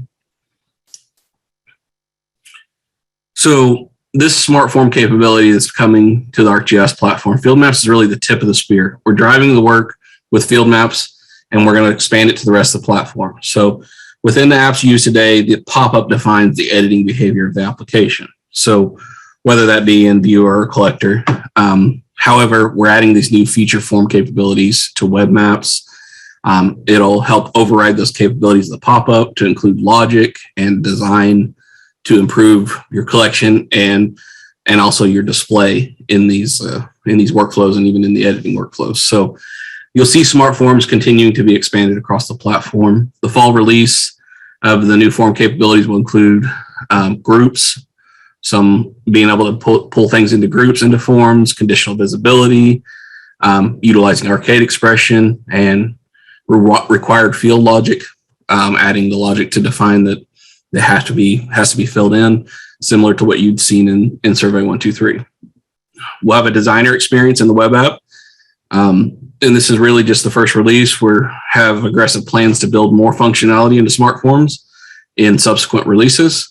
And as mentioned earlier, these forms, they'll not only appear in Field Maps, but we're looking to get them across the entire platform. With that, you might be wondering about Survey 123. It all sounds really familiar, right? Well, Survey 123 Connect embraces that open standard of XLS forms, which has a rich set of capabilities that may not be possible in the implementation of smart forms. So, like I said, we'll continue to grow the form capabilities of Survey 123 over time. This is just going to be in the capabilities of the web apps to kind of make it a little easier for you to collect data, see data, and display data inside these applications. So ArcGIS Field Maps brings together all these settings and capabilities for managing the offline maps. Without Field Maps, your need to traverse multiple locations of a home app is not going to be necessary. We can sync to your location. We can sync to the item details and bring these offline capabilities together in one location and enabling you inside the Field Maps designer view to enable all these capabilities and troubleshoot them to get your map offline. And if you've seen it, you saw the demo, it's really similar to what Collector used to be. So don't be afraid of it. Actually, when you have a web map that you want to utilize in field maps, and you go to the settings page, you'll see a check mark down at the very bottom for use in field maps, just like you see for use in collectors. So it's really similar in that aspect. So now we're going to go into another demo. This demo is the web app showing how to configure the back end of a field map. ArcGIS Field Maps includes a new web application you can use to rapidly configure and deploy your maps to mobile workers. It's integrated into ArcGIS Online, and it'll be available right here through the app launcher. Let's open it up and take a look. Here on the home page, you're going to get a list of your maps so that you can configure some of their properties. You could also create a new map directly here in the home app. If I hover over the map card, I can edit its sharing permissions. I could delete that map, or I can go and configure more of its properties. If I click the edit button in the overview tab, I could change the name of the map, the summary, even the thumbnail that's associated with that map. The overview tab also provides me with some meaningful information, like the offline status of this map, which is currently disabled, and whether it's been shared with a group for my field workers, which it's not been shared.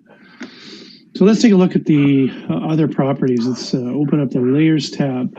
And in the Layers tab, we get access to all of the map layers that are in this web map. If I expand out the editable layers, here we can look at our hazards, map layer, and directly access the templates that are a part of this layer. The feature templates are really the types of features that you can create inside of the mobile application. And in this hazards layer, what I want to do, I'm going to take this dissatisfied customer template, I'm going to drag it up so it's a little higher in our template list, drop it, and then configure some of its properties. You can see on the right-hand side here, the display name for it. I can expand out the default values. For dissatisfied customers, we might want to change some of the special instructions to include contacting dispatch and setting a priority of high for that.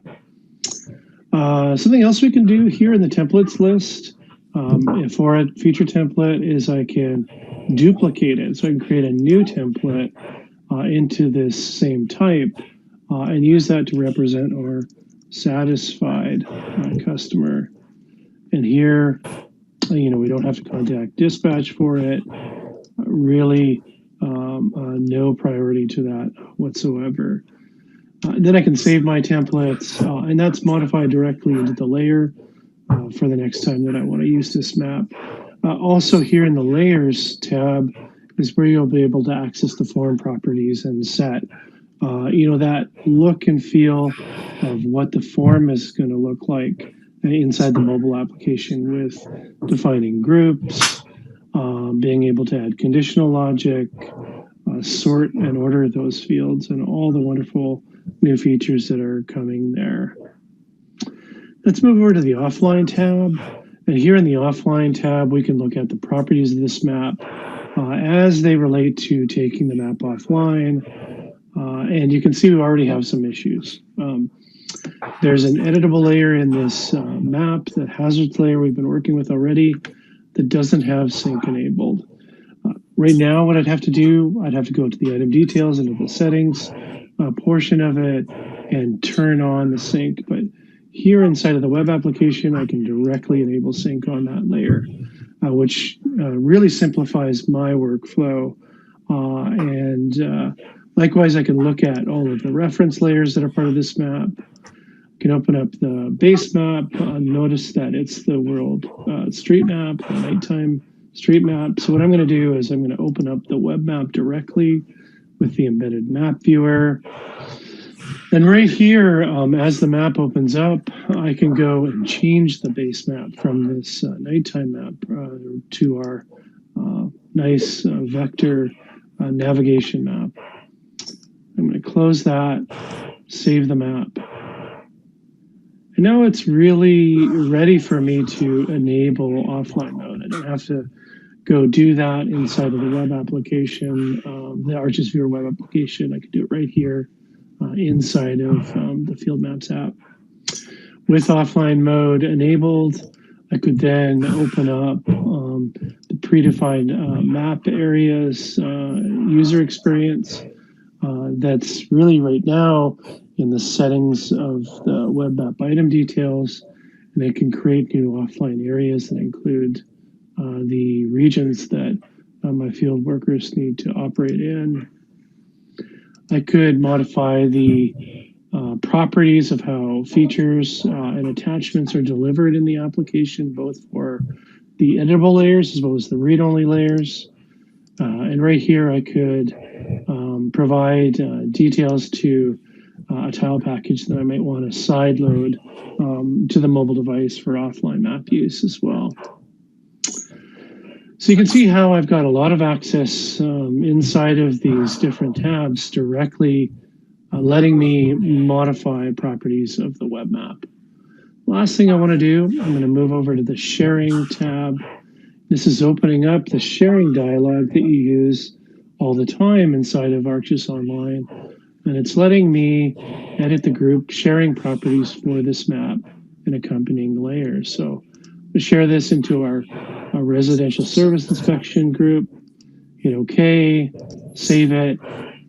And it makes that web app now available for my field workers to directly open up on their mobile device. So you can see how the Field Maps web application brings together all those common properties, lets you quickly assemble and configure maps, both for data collection workflows, but also for those simple map query and offline visualization workflows as well.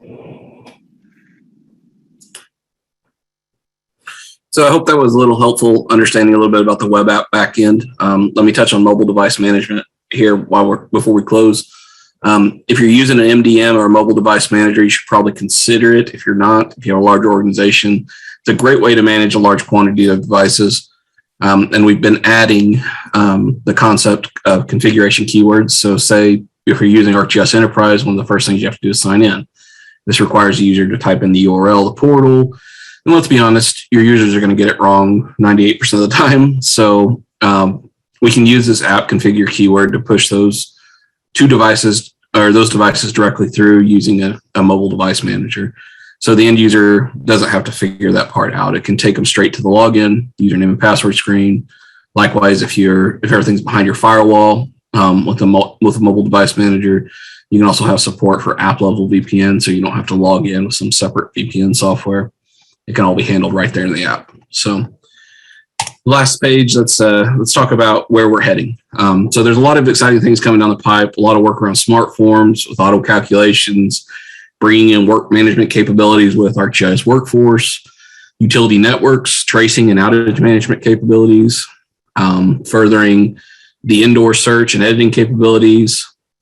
And as of this morning, webhooks integrations has been pushed through. So we do have integrations for Integramat as of this morning, and push notifications, working on push notifications for schema. And like I alluded to earlier, interestingly, we're working on enhanced support for things like Apple CarPlay and Apple Watch. So with that, I will turn it over to my contact page. I know that was a lot to cover in a short amount of time. So I just want you guys to don't hesitate to reach out to any of your Esri account teams, especially me.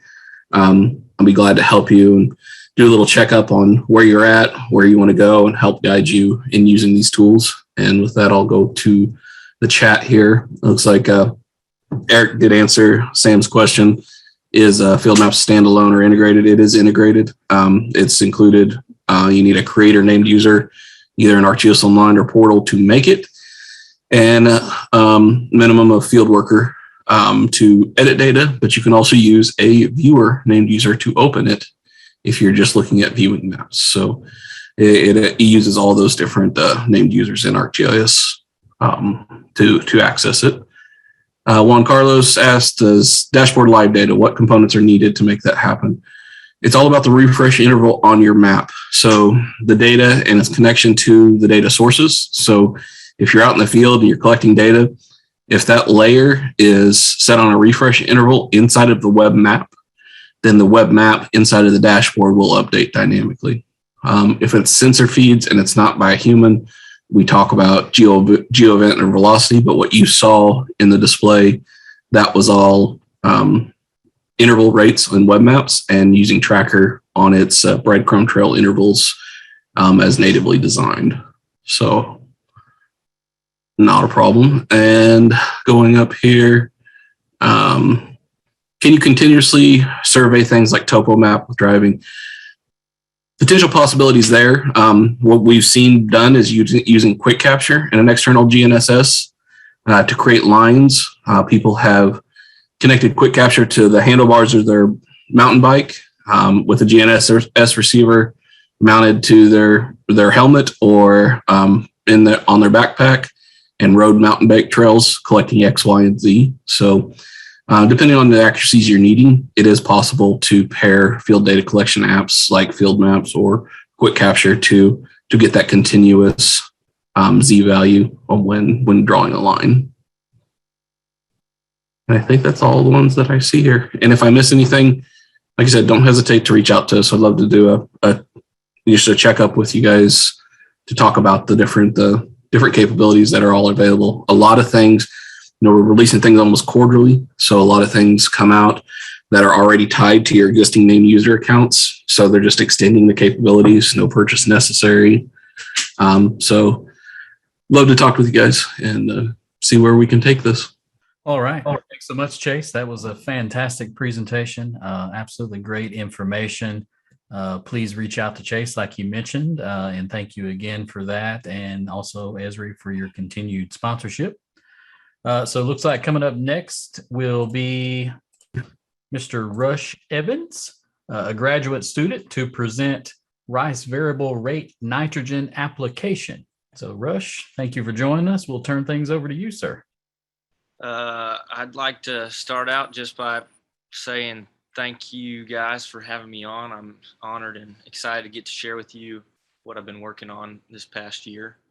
And this is my variable rate nitrogen application study that I've been doing, and I'll show you how I've been integrating ArcGIS with that. As an introduction to this presentation, most in the agriculture industry know how important soil health and nutrient levels are in producing a healthy and profitable crop. With that being said, there's a stress level of importance for fertilizer application. With nitrogen application being a substantial input cost for rice producers in Arkansas, this project is looking to help maximize the precision to the application of nitrogen.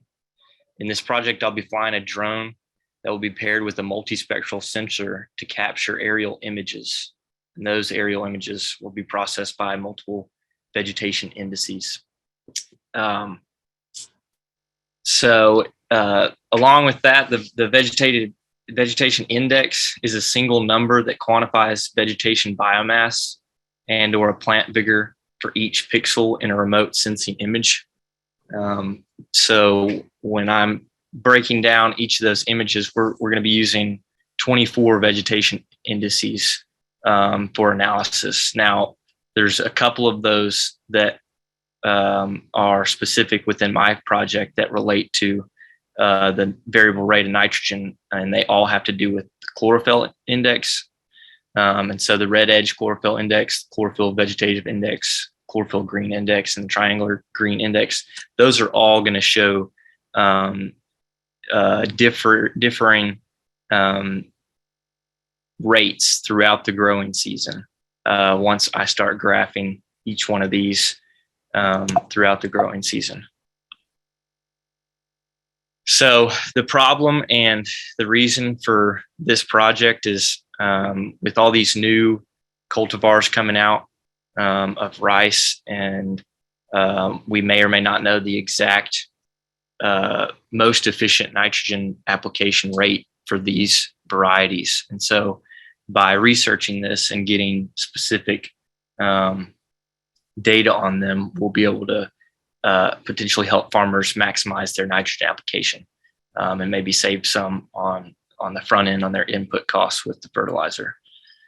So by assessing the nitrogen fertilizer effects on various rice varieties, research can be done, develop that fertilizer recommendation for the growers.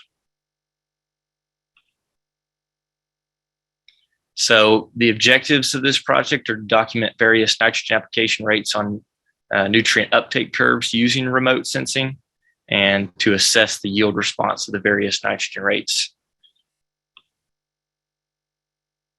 So there's actually 5 research locations within this project, but 4 of them are on University of Arkansas Rice Research Centers. And so those are all led by Dr. Jebaraj, who's the lead rice extension agronomist of Arkansas. And so they take care of all of the planning, and I just do the aerial imagery analysis and process. And so the research locations are kind of spread out in Arkansas. There's one in Harrisburg and one in Pine Tree, one in Kaiser, and then also one in Stuttgart. And so 3 out of those 4 locations have the same soil type, but one has a clay soil, so the rate of application changes just a little bit. For those locations, there's 6 different rates of application of nitrogen. So there's going to be 0, 90, 120, 150, and 180, and 210 pounds of nitrogen per acre within those plots. So the methods behind gathering the data for this research is I'll be using a Matrice, DJI Matrice 210 drone that's paired with a MicaSense Altum sensor. So that Altum sensor captures 6 bands of red, green, blue, red edge, near infrared, and thermal. The capture of these bands happens at the same moment, making the data easier to align and use for analytics. So I'll be flying weekly, bi-weekly up until July, and then weekly at a 7-day temporal resolution throughout this growing season. I'll be flying at 120 meters, 400 feet above ground level consistently. And depending on the wind speed, I'll go anywhere from 10 to 12 meters per second.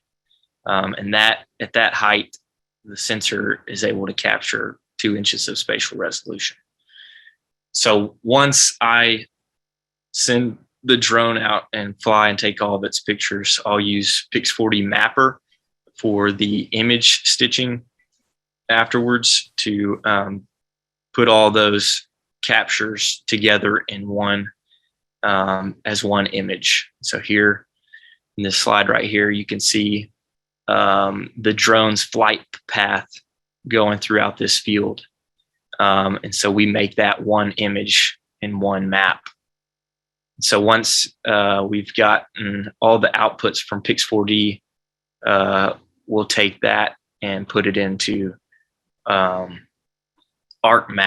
And so here, this is a later map in the growing season where you can see the separated plots there in the middle. And once we have this in ArcMap, we'll separate each of those plots and draw polygons for each of them. And so right here, you can see there's 288 polygons total. And so there's several rice cultivars in different rates throughout these plots. So drawing each of these and tracing each of these polygons will help us separate each of those so that we can know what's going on inside of each of them. Here's the big model that we use to break this down. The first step is to generate the 24 indices using the raster calculator tool. The tool takes in the formula of the respective index and the location to be stored, in which then the output of the indices. And so the next step is to calculate the mean of each plot or study area that's being specified by each polygon in the feature by using the zonal statistics tools. Here's a closer look at that model. The last step is to convert our feature to points in order to extract the cell values of each point in each index, which will then be recorded into an attribute table. So the average indices for these points is useful for the purpose of giving a general idea of how our plots are performing. So here is after the model has changed all those polygons into points so that we can put that into an attribute table. So as we're coming to a close in this growing season, I've just now been able to transfer all that data into graphs. I'm just now being able to distinguish the differences between all of them throughout the growing season. And so in the first indice, you can tell on the 0% nitrogen application rate towards August, there's a spike that's going up, and then the rest of them, it's spiking down. And so, and the chlorophyll vegetative index and CI green and even the TGI, all of those that have to relate to the chlorophyll amount within that plant, those are showing the biggest difference. And so recently we've stopped using the large model builder that's integrated into ArcMap because we've switched to running an automated Python script that takes advantage of ArcPy library. We fly weekly, so that process is just takes a really long time. And so the process of going into every tool to update those rasters and location files consumes just time that we need to be using some other stuff. So in each variety, there's 4 replicates with the same nitrogen rate, and those 4 plots are averaged in one value into the graph. So these graphs represent the average values of the plots in each index over the growing season. So based on this first season of data, the red edge chlorophyll index, the chlorophyll vegetation index, chlorophyll green, triangular green index will be the 4 vegetative indices used in this project to develop nitrogen rates on an uptake curve.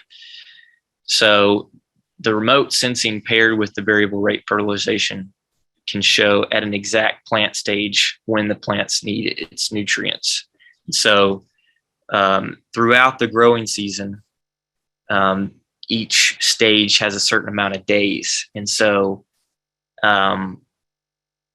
once you can see the exact plant stage dates, you can be able to predict when this specific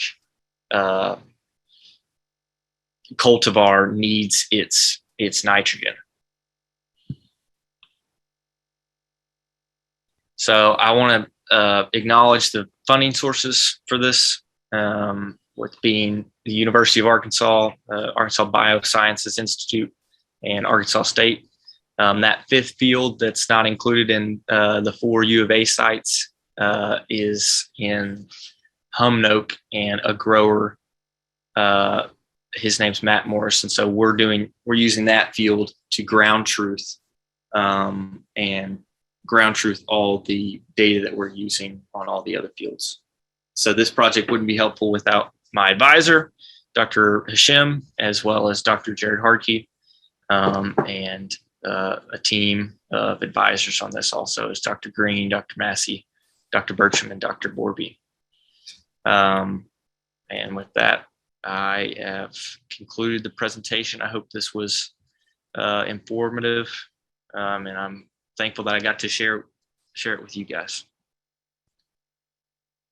Outstanding. Thank you, Rush. I sincerely, well, let me say this from a guy who grew up in the rice fields in eastern Arkansas. I can sincerely appreciate this data. It would probably have been a help for our efforts back before data analytics existed. So if we have any questions for Rush, we've got just a couple of minutes here to fit those in. Let me check over here in the chat real quick. Looks like an all-around 100% agreement on a great presentation, Rush. So thank you again for that. So here's one. What kind of drone and sensor were you using or are you using? The drone is a DJI Matrice M200, and then the sensor is a MicaSense Altum sensor. Okay, fantastic. Any other questions for Rush before we move on? No problem. There was one asking about that resolution. Have you thought about reclassifying your raster to generate those polygons, and then you can just delete the ones you don't want? Yeah, we, if I understand the question correctly, we'll cut out any part of the map that we're not going to use, because that will affect the color differentiation if it's more precise on our specific locations. Am I answering the question there correctly? We'll crop the map to just those polygons that we're using. Am I answering that right? No, I was just asking, your raster has values associated with it, and if you reclassify using a tool in ArcGIS, you can reclassify that raster based on its values and then generate essentially a two-colored, if you're wanting just your vegetation and your outlines, you could do whatever your value is and then have land versus, or like dirt versus plants. And okay, then you would have your polygons. You would just have to take your raster to a polygon at that point. Okay. If you're trying to build a model to do all of that, you could just add that piece at the front end and you wouldn't have to do all that tedious work of those trials. Okay. I like cutting down on that, so I'll have to attempt to do that. Awesome. Thank you for that, Daniel. That actually is exactly what we're here for, hence the name of a symposium. So I greatly appreciate the interaction and feedback there.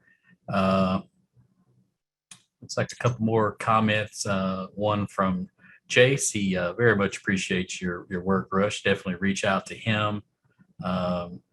Great job, Rush. And if you need another field, I have some in White County you could use. Here's one from Ralph. Why not using ArcGIS Pro instead of ArcMap? I think that's a good question. I think everybody is probably wondering that. I've even talked to a couple other people about this recently. I just haven't switched over to it yet, and I've been using that one, so that's what's been working. So maybe next season for the data, we'll switch to Arc Pro. But right now, I've got too many stuff to going on that I can just switch right off the bat. So, and answering that other question, I do have a Part 107 license. I legally can be doing what I'm doing. So, if you were curious if I was breaking the law. Very good. Also, here's one. Is there usually a direct correlation between the chlorophyll index and crop yield? There is. Obviously, if you're throwing too much nitrogen on your rice, it can lay over, and that can cause more problems later on. But right now, it usually has a direct correlation with being more beneficial. But what I'm also wanting to ask is that benefit economically better for whoever's putting it on. I mean, if their rice is, exceptionally great in its quality, but it cost them too much to put it out, it's not profitable at that point for the farmer. So, but yes, it's usually related. All right. Well, it looks like we may have exhausted all of the questions, so I'll just comment once again. One more here. Reduction of nitrogen need would potentially impact the farmer X amount of dollars. Question for you. I would like to find out the X. That's part of the economic side of the research. I want to know the answer to that question as well. I just don't know how much that is right now. Okay, fantastic. So once again, thanks, Rush, for an outstanding presentation. Lots of feedback. Thank you all for that. Definitely go Rush. Thank you, Brian. So we'll transition over here next to our next presentation, actually from our sponsor, Sanborn. Thank you for that. So it's going to be on imagery for tax assessment and emergency service. This will be a live demo of Benton County, Arkansas oblique imagery viewing and measurement software from Krisha Cepeda. So Krisha, we'll turn things over to you. So I'm Krisha Cepeda, yes, with the Sanborn Map Company. And today I'm just going to talk a little bit about the work we've done for Benton County just recently and among a number of hundreds of counties throughout the U.S. for collecting oblique imagery. So just a couple slides about Sanborn. We are the oldest map company in the U.S. We've been around since 1866, building fire insurance maps with a wealth of attribution, hard copy, but still attribution, and had a lot of firsts in the industry, including orthoimagery in 1988, digital orthoimagery. We pioneered that. And we do the full gamut of GIS services, but the majority of our work is basically, we're still a map making company, and we do a lot of 85% of the work is LiDAR and orthoimagery and oblique. So a little bit about oblique. Basically, typically, you're probably used to seeing a lot of orthoimagery that's collected from the downward facing camera, which is the nadir, NADIR camera. Well, the oblique has an additional 4 camera sensors that go out in 4 different 45-degree angles in the 4 different directions. And this allows assessors and emergency personnel to see, the fronts of buildings, the back of buildings, and all that. And our particular software is extremely accurate for making measurements, which a lot of our competitors don't guarantee the accuracy, but we do guarantee the accuracy. For instance, like, 6 inches, you'll get an absolute accuracy of 8 inches. And the relative measurement as you're in our viewer, which I'm going to demonstrate in a little while, is half the pixel size. So example, if you have a 6-inch image, it would be a 3-inch relative measuring, which is very good for oblique imagery. So the reason we can get so accurate is we use a photogrammetric type process, just like we've used for 20, 30 years for our orthoimagery. It starts with the calibrated sensor. We collect both natural color and color infrared at the same time. We supplement it with ground control survey. Either we place targets on the ground or we look at a photo identifiable point on the ground. Again, this is, supporting the accuracy of the final product. And we also triangulate all the views. So triangulation is when basically all the images are tied together. So the computer automatically finds a location on each photo that's the same. Say it's where the edge of a driveway meets a sidewalk, and it uses that particular pixel conglomeration to match, and it has thousands of matching. And a lot of systems only match the nadir, but we match all 5 views which gives us the accuracy. We can also derive a lot of derivative products, 3D modeling, and most importantly, ortho imagery, because then if you're paying for the oblique imagery, you can have, you know, a derivative product of your ortho imagery that meets ASPRS class 1 mapping spec and is just as accurate and quality and mosaicked and edge matched as a standard ortho that comes from that nadir view. So now I'll have a demonstration of Benton County.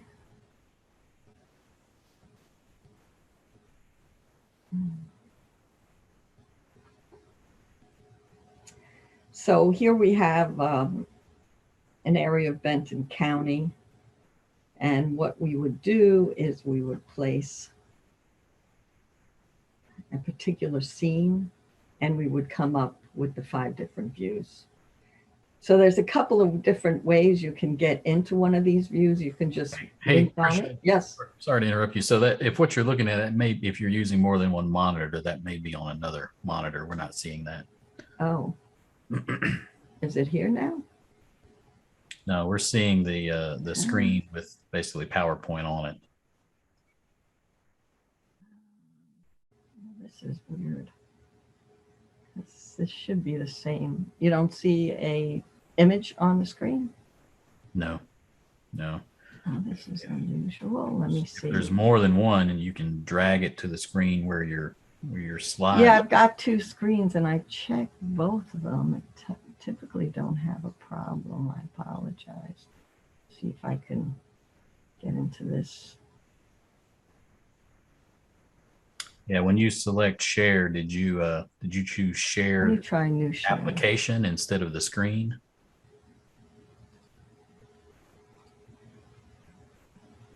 Are you seeing it now? Yep, now we see it. All right, so I set a location here, and so you can get into the, you can see it brings up 5 different views. You can get into each one of these views by just clicking here, or we have a compass, and as we're a mapping company, our compass always points north. So it tells you what image you're in. So here we're in the eastern image. If we say, well, I think I might want to look at the west image, boom, you can also get it that way. So you either go through the compass or you could go through the viewer. So once you're in here, also have a nice navigation tool where you can know where you're at in the imagery, and you can navigate within. Say you want to come, say here.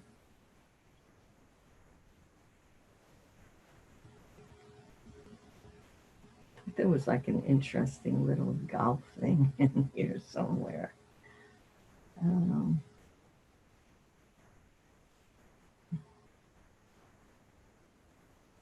Anyway, you can come, anywhere you want in this image, and you can zoom in.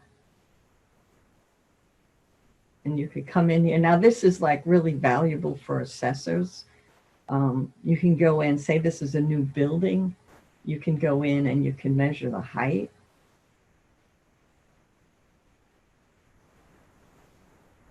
You can measure length. And I'm going through these pretty quick. Area. And you can also place text. If you want somebody to say, take a look at this. And then you can print out a PDF of the area. You can also send, you can copy this URL and send it to somebody. So all this is pretty much gone through an URL, either locally on your network, or we can host the data for you, either way. The other thing that you can do is you can search, and I don't have all of the information in here. So let me just go to Phoenix real quick, where I know we have a lot of roadways and whatnot.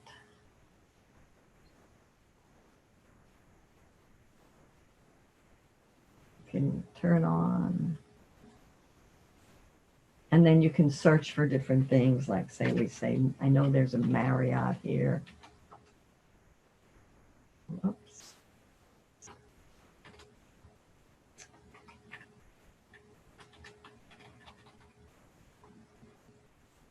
And it comes up with, the location of, and you could put anything in here. You can put your parcel IDs. You can put your addresses if you have one. We can put in a free address or in here, or you can put in your own address. Again, you would just come in here and you can search for whatever you want, and then say we want to search for a particular attribute.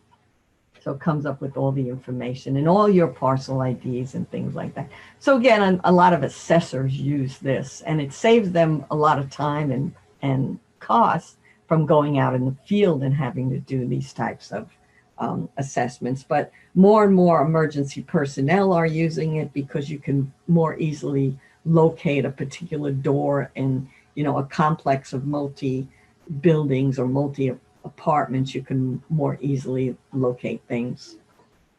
And that's about it. I know I went through this pretty quick. But one of the things we like to also show is that there's a lot of our, I got to say a little bit about our little salesy thing. Some of our competitors do not come up with as good an accuracy IS. So you can see here, we can set a location on the end of that road, and it comes up, pretty dead on in every single image. And that shows you that, we do a lot, we kind of just incorporated the oblique process into the ortho imagery process that we've been doing, since the late 1980s. So I know I went through that real quick, but just want to give a little demo. And does anybody have any questions?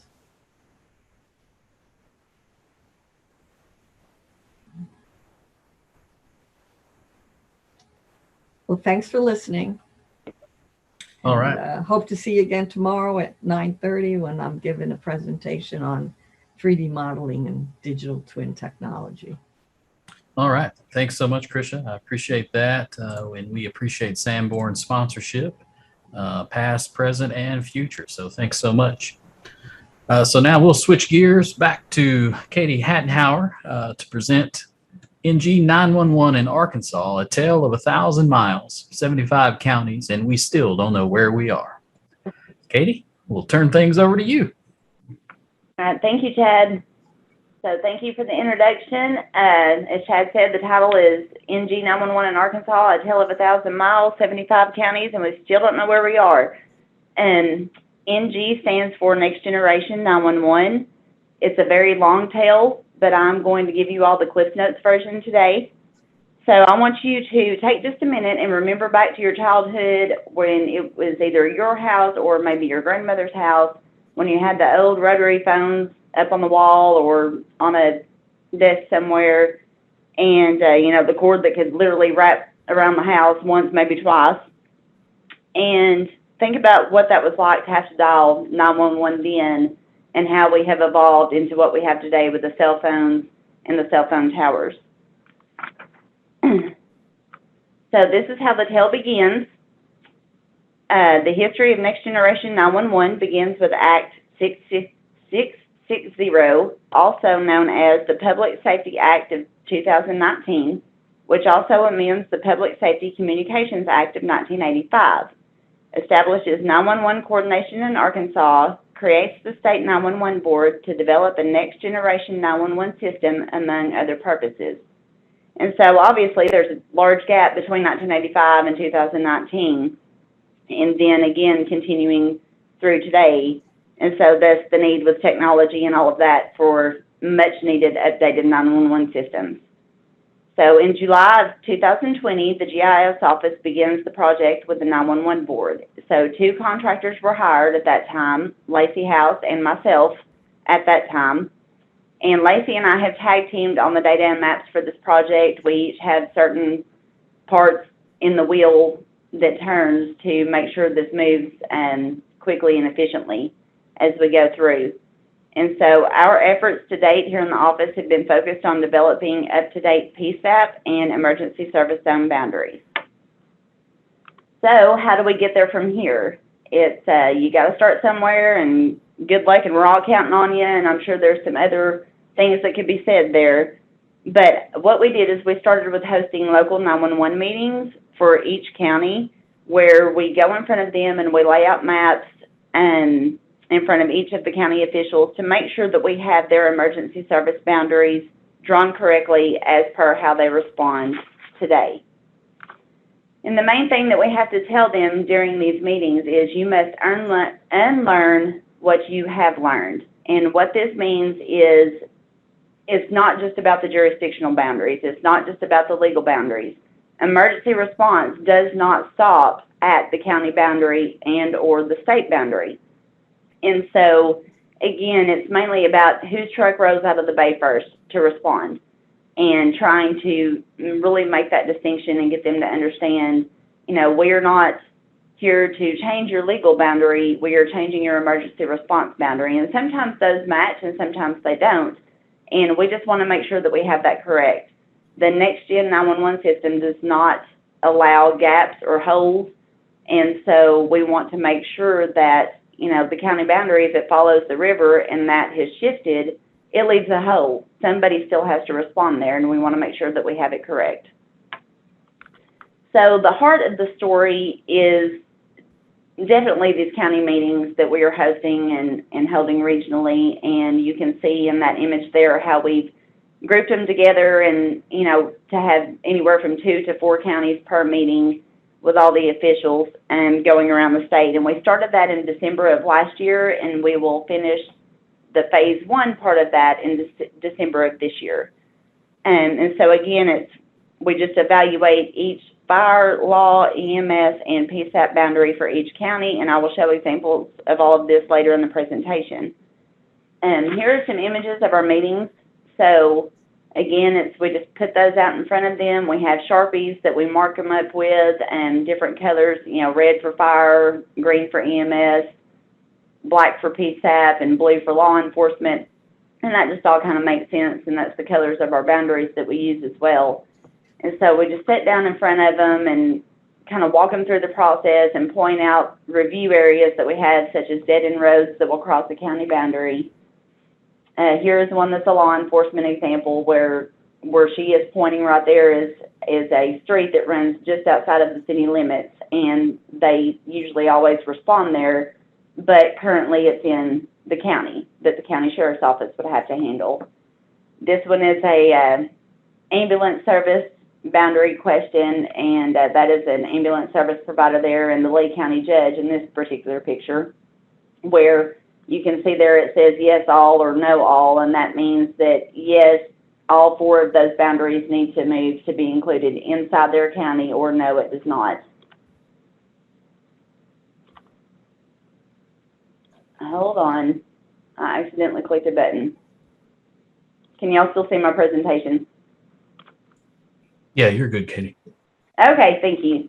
Okay, and so here, you know, like I said, there's Lacey House, myself, and Shelby Johnson, our director, Jonathan, our deputy director, and CJ Engel, and the 911 board executive director, and Stacy Hunt with the Department of Emergency Management. Most of the time, all of us are attending these meetings together, and Shelby and or Jonathan, you know, get up and do the introductions and explain who we are and what we're there for. Here is a classic example of we do whatever it takes to make sure we get the edits correct. This was actually, I had started to roll the maps up, and there was a quick missing fire station change, and so we just unrolled them there on the floor, and Shelby marked the edit there on the map. And then this is what happens when we come back to the office. We scan all of those large maps in, and you can see the scanner there behind it, and then that way we recycle those, and then we just start making the edits from the computer versions. Another thing that we have to really explain when we're at these county meetings is this ain't about consolidation. And what this comes from is PSAP stands for Public Safety Answering Point. And the 911 board has a PSAP consolidation effort across the state, and it's to consolidate PSAPs mostly just, where it makes sense to do so. So, for example, Saline County recently consolidated. So instead of 3 PSAPs, they now have 2. So Benton consolidated with the county. And so you have Saline County and Benton together and as one PSAP, and then Bryant is the second PSAP. The PSAP layer that we are using is an existing map layer that the GIS office has had since early 2008 and is subject to the results of the 911 board's ongoing consolidation study. But again, we have to really explain to the county officials at these meetings that we are not here to talk about consolidation or the consolidation efforts. This is strictly emergency response and trying to close the gaps and holes in the next-gen 911 data moving forward. So here's an example of what we take to the meetings. This is a county map. This is Hollow Bend with Pope and Yale County, and this is their PSAP boundary. And as you can see, and there's a better example on the next slide, that you can't get to those 2 areas in the counties that they are currently in, because you have to cross the river on either side to get there. And so this is the change that is written on the map when we are there. Again, in the Hollow Bend area, that has to be moved to Yale County because you're not going to get there from Pope County. And vice versa on that other side is, that is Pope County response, Yale County cannot get there. And so again, emergency response doesn't just stop at the county boundary. Sometimes it has to be changed. Here's an example of a law enforcement discrepancy. We got our law enforcement data from a list of agencies obtained from the Law Enforcement Standards Bureau, and it's based primarily on existing county and community boundaries. So in this particular discrepancy, Worcester does not have a police department. I don't know that it's ever had a police department, so I'm not sure why it was in that list. But so it's things like that, and then we also have some that we have their muni boundary. We don't have a police department marked, but they do actually have an active police department. So those are changes that we have to make for law enforcement. Here is an example of a law enforcement change after the meeting. This is the city of Huntsville. And as you can see here, it doesn't follow their municipal boundary because they actually do respond outside of their city limits. And so this is a change that we made after the meeting. Here's an example of fire district discrepancy, and this is City of Arkadelphia. We get our fire district boundaries from the University of Arkansas at Little Rock, and the fire service boundary has been the main discrepancy, I should say, because it may not be jurisdictional nor revenue related. This may become the actual service area boundary, which will match the revenue boundary. But again, sometimes they match, sometimes they don't, and we just really have to make that distinction of where is the first fire truck going to come from. And then we also have noticed as we've gone through these meetings that we have missing fire station data. And so when we're there and they say, well, we actually have a substation here, or the main fire station may have moved, we are recording that information as well and sending that to Louis Eckelhoff with the Department of Emergency Management for him to update the fire portal, and then we update it on our end as well. This is an example of an emergency management service boundary. We got that data from licensing maps obtained from the Department of Health. And so here you can see where there's some that are crossed out and some that where their boundaries have changed. And then they kind of have a mutual aid in areas as well, as you can see on the bottom of the image there, where the arrows are going back and forth. It's that particular ambulance service will respond as needed, but they are not the primary response. Here's another EMS discrepancy where there is also a missing ambulance station there. We are recording those as well and trying to report those to the Department of Health. And here it was the boundary needs to match the land and the river. And so what we do there is move that to the center line of the river. Here's another one real quick where you can see a lot of kind of scribbled out names there where those ambulance services are no longer in service, they've been bought out or closed, and so we make those changes and change that in our boundary layer. Here's an example of Snow Lake. First of all, I will just tell you, if you go to Snow Lake, just don't, or if you do, try to make sure you don't have any kind of an emergency at all. The main thing here in Snow Lake is it is technically in Deshay County. You cannot get there except through Phillips County, and so the only way to get there would be to drive way around or come in. Yes, there's also a helicopter option. They said it still takes like 40 minutes. So it's, again, it's kind of like just avoid it if at all possible is how I look at it. And so here's where we had the markups during the meeting with Phillips and Deshay County and what they had said. And then here's the change. And so you can see where we moved the law boundary, fire boundary, and PSAP boundary for Phillips County to cover Snow Lake. And we also changed it to be the center line of the river because, again, you're not going to cross the river to go over into Mississippi or Tennessee. So those are those changes, and that's what that looks like. So after we have these meetings and we make those edits, this is what we do. We make a description list, and we send this list back to the counties with their updated maps. And we also send this to the 911 board for their monthly board report. So where are we now? We are nearing phase 1 completion for the emergency service zones. As of today, we have visited 68 counties and have returned 54 counties edits back to them. For the remainder of this year and through December, we have 5 meetings left with the remaining 12 counties, and I'll have a status map that I'll show on the next slide. We used a third-party company called Geocom for the QA/QC analysis of our data, and so what we did is we sent them our raw data of our emergency service boundaries that we're using, our address points, our road center lines, and sent all that to them so that they could help us and tell us what we needed to do to clean up and at what percentage we needed for the Next Gen 911 program. And so that last part there, preparing for a deep dive into the MSAG Alley RCL reconciliation with PSAP, we will actually be starting that pretty soon. Where we have chosen a county that we are going to start going into the deep dive of the data with and with the AT&T services. So we have also talked to other states who have already implemented Next Gen 911. And again, it's kind of just to make sure that we're on the right track, that we're starting in the right spot, that we're taking all of the necessary steps, and that we're not skipping any steps, especially any necessary steps that we maybe haven't even thought of yet. And we certainly don't want to get 3/4 of the way through the project and have to back up to the quarter mark and start over. And so it's been really beneficial to us to talk with others and with other states who have forged ahead of us. So here's the status map that I mentioned. And so as you can see there, all the ones in blue are the ones that we have completed. And by completed, we mean phase 1 has been completed. We have met with them, we have made their edits, we have sent those back, and they have approved them.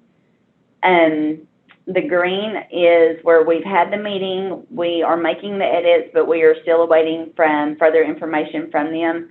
Sometimes at these meetings, not all of their participants are able to be there, so we allow them to take the maps back with them, get with their other county officials, make those changes, and then mail those back to us.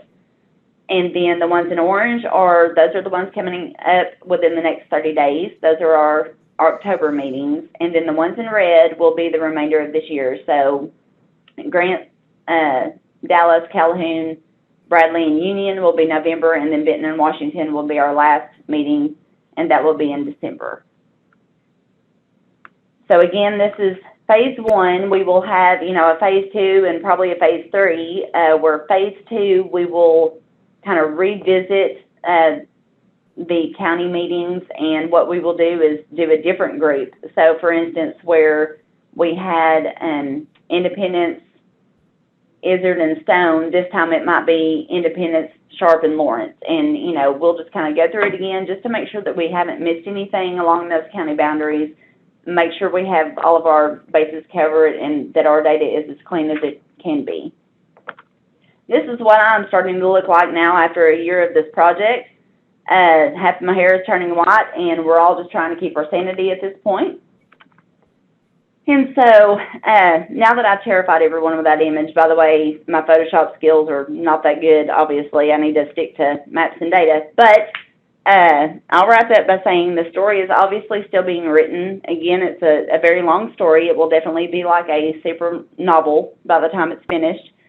But we feel very strongly that by starting the story with our state GIS data, the emergency service boundaries that we have, and making sure that all of that is as good and as clean as possible, that as the story continues toward the final next-gen 911 go, that it will be a happy ending for the value of life and property for the state of Arkansas. And that's all I have. Are there any questions?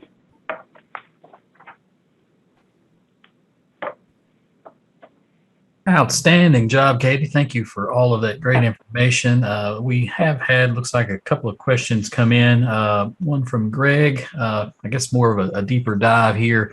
Do you make a distinction between services that can respond to a water emergency or not, or is that even a distinction? Assume a small community may not have resources for a water rescue.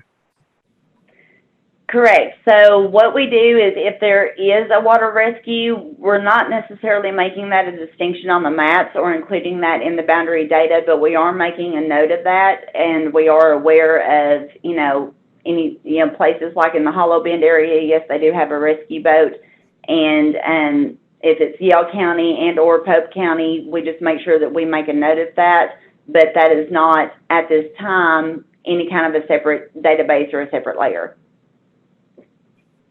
Okay, great. One here from Jake. Are you also updating the fire/police station on the state server? I'm guessing maybe that would be in reference to the data layer available. Correct. Yeah. Okay. So the fire station information does get updated as Lewis is able to the fire portal that is out on the server, but the law enforcement, that is not getting updated anywhere officially that I know of. As far as I know, that is only here in our office, and we can put that out on an online version at some point, but as far as I know, it's not out on any kind of a server right now. All right. Thank you for that, Jake and Katie. Any more questions before we transition? We're coming up on our next pop quiz and then lunch. So now is your time for any questions for Katie.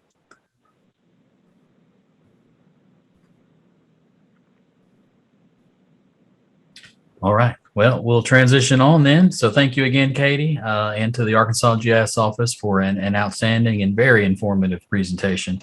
We sincerely appreciate that. Thank you. All right. So we've narrowed down the results of the poster and web submissions to basically the three results that are now being shared. We would ask for you please to visit sometime during this next hour over your lunch break, argisusers.org/posters. That's actually going to redirect you to an ArcGIS online experience, sharing those three different submissions. And then at the very end, step number 4, to vote for your best overall submission. We'll calculate the results of the voting process, and that will be shared actually tomorrow afternoon, where we will award the winners in each category and the best overall. So with that being said, we'll break for lunch. This time is on your own. We're not going to really conduct anything over the lunch hour. We will return with the next presentation starting at 1 p.m. Feel free, if you want to leave the meeting and come back, you can use the exact same link from your email and from the invitation to rejoin the meeting if you decide to leave and come back. So thanks to everyone for your participation this morning, and we will see everyone back starting at 1 o'clock. Welcome back to the afternoon session of the 2021 Virtual Symposium. Our next presenter, Mervin Jebaraj, is about to present Tracking Residential Development in Northwest Arkansas. Mervin is the director of the Center for Business and Economic Research at the University of Arkansas. Mervin, we'll turn things over to you. Thank you very much. It's good to be with you all, and good afternoon.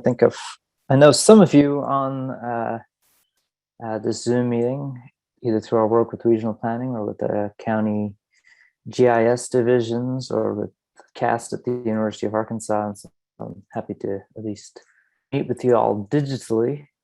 What I'm going to talk about today is a project that we have done since 2005 in Northwest Arkansas. And what it does is tries to track the level of residential development in Northwest Arkansas. So we've been doing this for about 16 years now.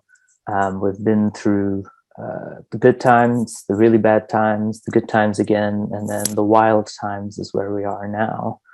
And, you know, we'll talk about sort of the evolution of how we've been operating this project, but I want to give you some background on what exactly we're doing. So this is a large study that's done. It was done quarterly. Now it's done twice a year. And it tracks commercial and residential real estate in Northwest Arkansas. And so on the commercial side, we track, retail warehouses and office space and all of those types of businesses, and track how much is being added to the market, what's the vacancy rate. We track multifamily development. So we track apartments, any apartment development that has more than 10 units. We track those in Northwest Arkansas, and then maintain a vacancy rate and rent price database on all of those developments. And then what I'm really going to talk to you guys about is tracking. One of the largest pieces of that study is tracking residential single family development across Northwest Arkansas. And that is really where we have leveraged ArcGIS in the past, I want to say 4 years or so. And I'll sort of talk you through the evolution of what we've done from a paper and pen method to where we use iPads and the Field Maps app at this point, and we were using Collector until last year. So the piece of residential, now obviously the report that we do is sponsored by Arvis Bank, but the data is provided to the community, and you might have seen it in the news in the last several weeks. We released the residential report. The commercial report is upcoming here. But the reason we do this is obviously we want some understanding of how much activity is going on in the residential market. And given that this started in 2005, this was the heyday of residential development in Northwest Arkansas. I don't know how many of you were around here in 2005 and remember the housing bust that happened in 2008 and didn't really recover until 2012, 2013 around here in Northwest Arkansas. So the impetus for doing this project in 2005 was that there was massive amounts of residential development going on. There were new banks moving into this region with little experience of the region, for example, and loaning out money to developers. And it was sort of, if you could think about it, the wild, wild west in terms of residential development. And we wanted some understanding of exactly how much was being developed, what prices they were selling for, and particularly whether we were overdeveloping. So what we are using ArcGIS to track right now, and what we had done with the paper and pen method, was to track new subdivisions across Northwest Arkansas, figure out how fast they're being built and whether or not those homes are selling. So just to give you an idea of where we were in 2008, late 2007, 2008, and 2009, if y'all weren't around here or I'm on campus, and when we teach kids, this is now a long time ago. Many of them were, in kindergarten or worse when this happened, so they don't actually have any memory of the last financial crisis and housing bust. But I just pulled a smattering of news articles from around that time, and it was every day a developer going bankrupt, huge subdivision development being foreclosed on, banks getting in trouble, because of the amount of holdings they had that were not performing. So what we tried to do as, providing research into this is to go to each residential subdevelopment. There are currently about more than 400 or so active subdivisions in Northwest Arkansas. And what we categorize as active is if the subdivision has received a final plat and if ground has been turned. So if it's just been platted and the plat's been filed with the county, and no ground has been turned, it's not active in our books yet. We just count those as coming lots and not active subdivisions, and we're not driving them yet. But the moment they've dug a small hole and turned dirt or put utility drops or something, we count that as an active subdivision, something that could very soon have completed homes on it. So just to give you a visual reminder of what we try to do. So there are about 420 or so subdivisions that we're counting as active in Benton County and Washington County and Madison County, where we do our study. And what we do is we send pairs of students out to these subdivisions to monitor them twice a year. So we drive the same subdivisions 2 times a year. We were doing them 4 times a year, but that time period was a little too fast, especially in the slower years in the early 2010s. And so we send students out to look at the subdivisions, try to figure out, how many houses are being built and so on and so forth. So I thought I would, sort of explain to you what our students do. I thought I'd show you a short clip. I hope it works. This is from the movie The Big Short. So this happened, this was talking about the financial crisis, if you will, and how people were trying to understand what was in those mortgage-backed securities. And so this scene is essentially traders that deal in mortgage-backed securities trying to go out to the subdivisions that were being newly built and look at whether or not there were actually people in them, in houses.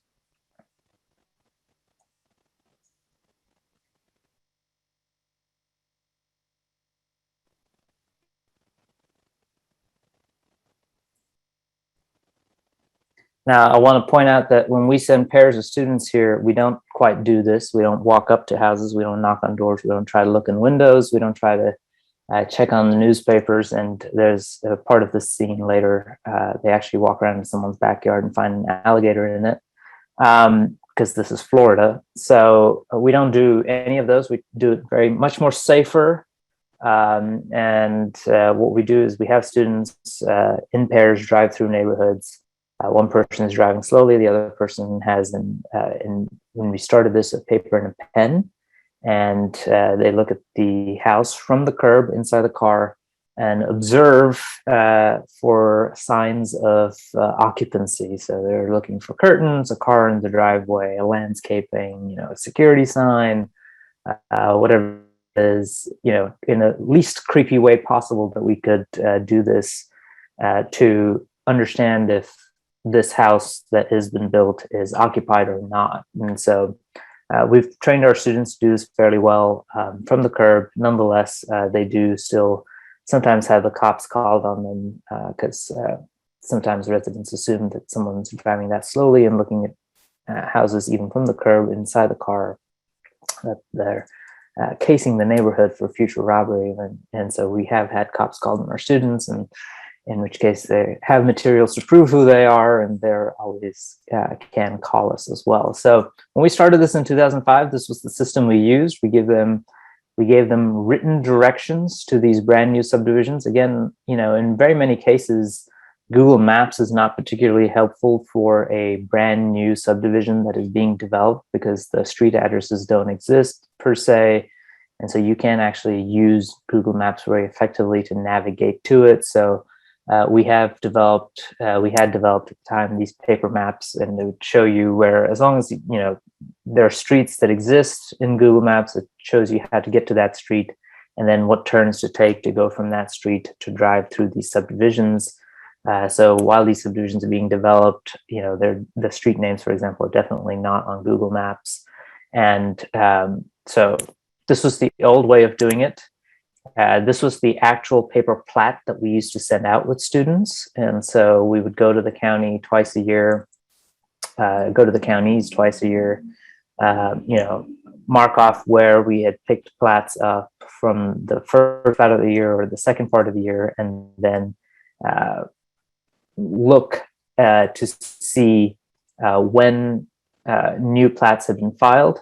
We print these off on sort of large sheets, put them in a bundle with this drive sheet. So for example, if you look at this, it says Washington County Drive number 3. These are all subdivisions that are kind of close to each other. So if a pair of students went out, they could more or less drive most of these in, a 2 to 3 hour time span. Then they would have to thumb through these large plats.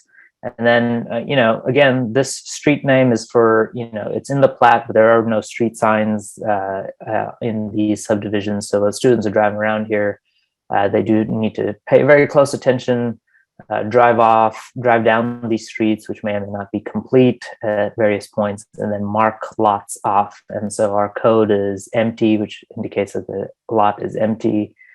We have under construction, and we have complete, which is a C code, and then we have occupied, which is O. So what you really want to see as, if you want to see development happen is, an empty lot eventually goes to occupied. It doesn't sit under construction, or it doesn't sit as a C, which is complete but unoccupied for a very long period of time. So really what we're looking for as a sign of something bad is lots that sit in C status, which is complete but unoccupied. So the home is essentially entirely built out, but there are no residents in it because there wasn't enough demand for the particular subdivision. And so I just want to point out, again, when we did send students out to drive these subdivisions, this is, for example, Treetop subdivision in Fayetteville, they are observing these subdivisions from the street where it is,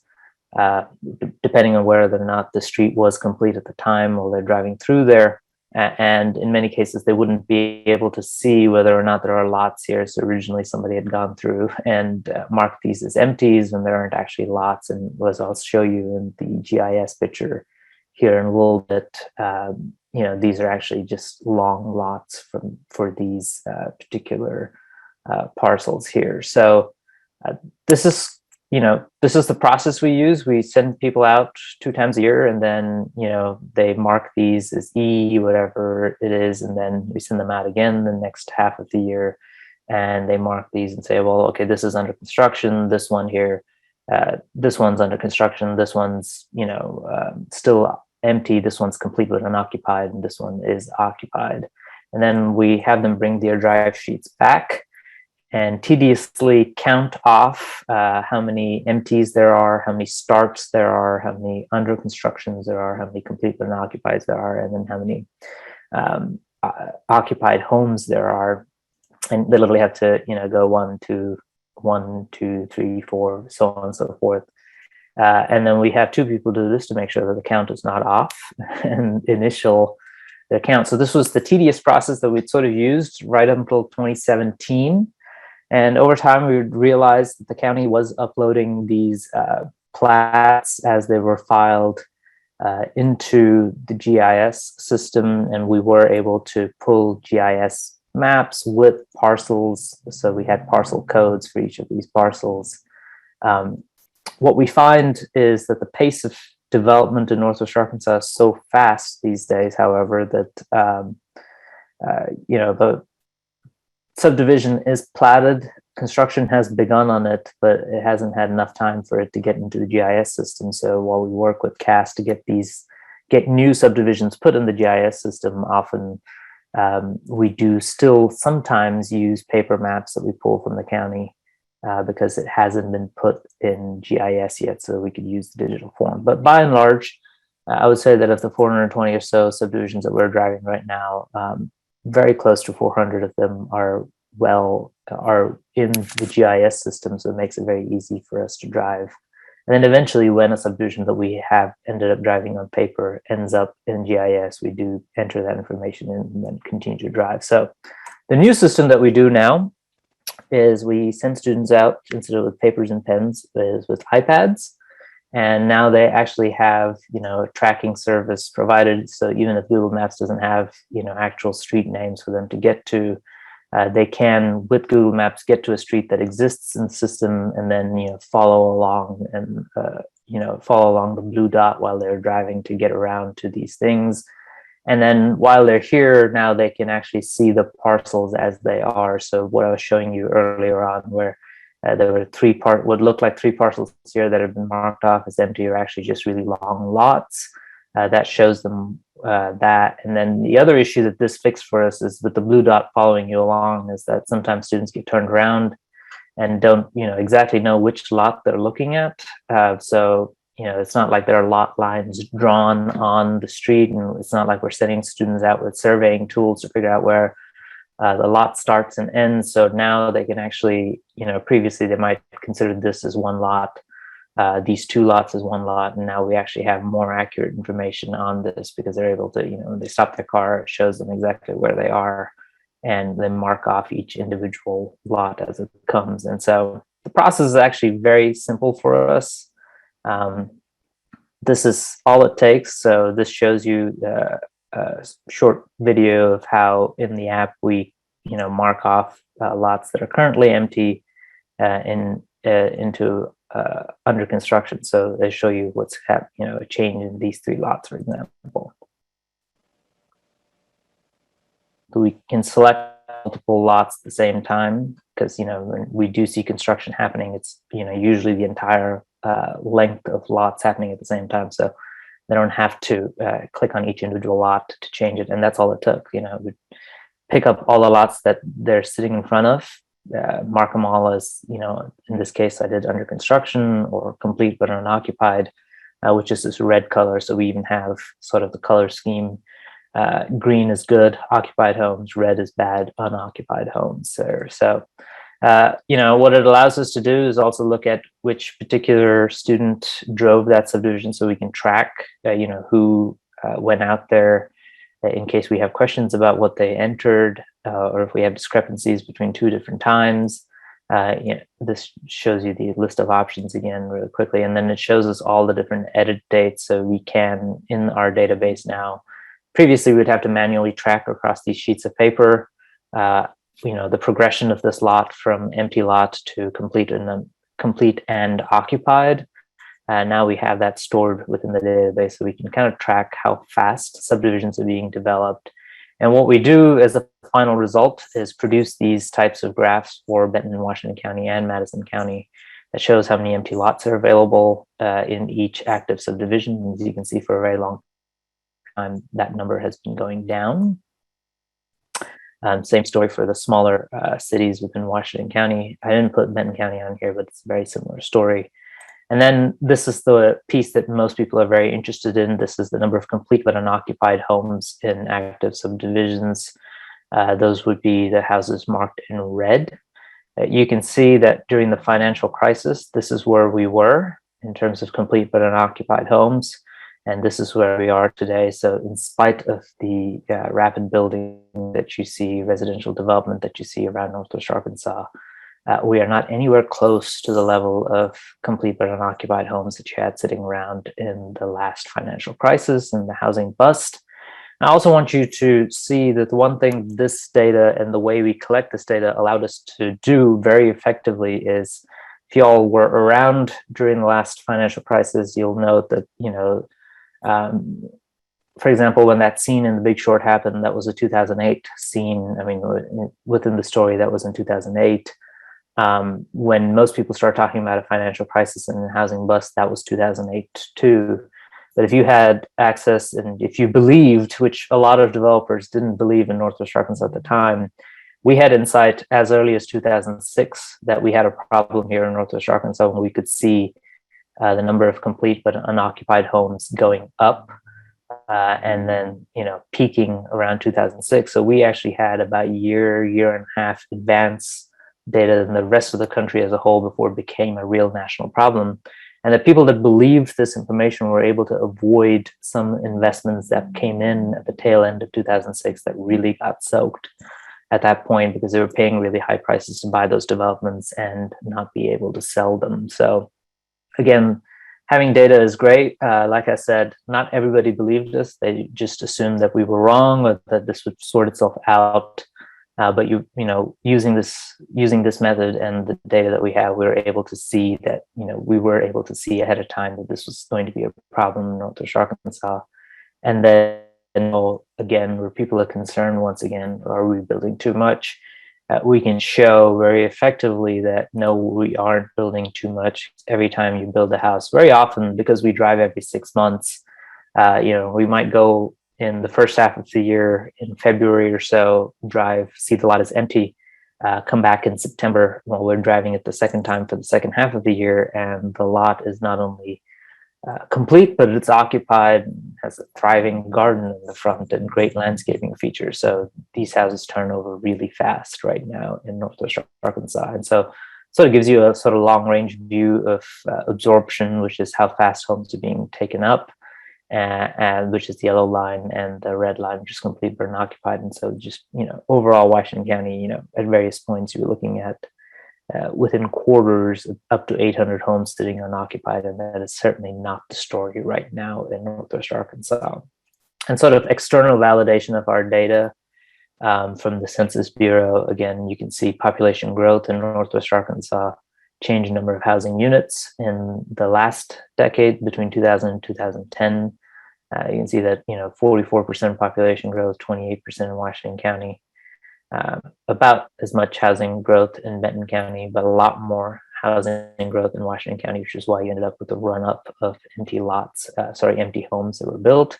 And then in this current situation where we have an affordability crisis in Northwest Arkansas, where you have, say, 29% increase in Benton County in terms of population, 21% increase in Washington County, and we did not match that with the number of housing units, obviously because we were carrying some residual fears from what happened during this time period. So again, this is kind of what's driving our affordability crisis in Northwest Arkansas right now.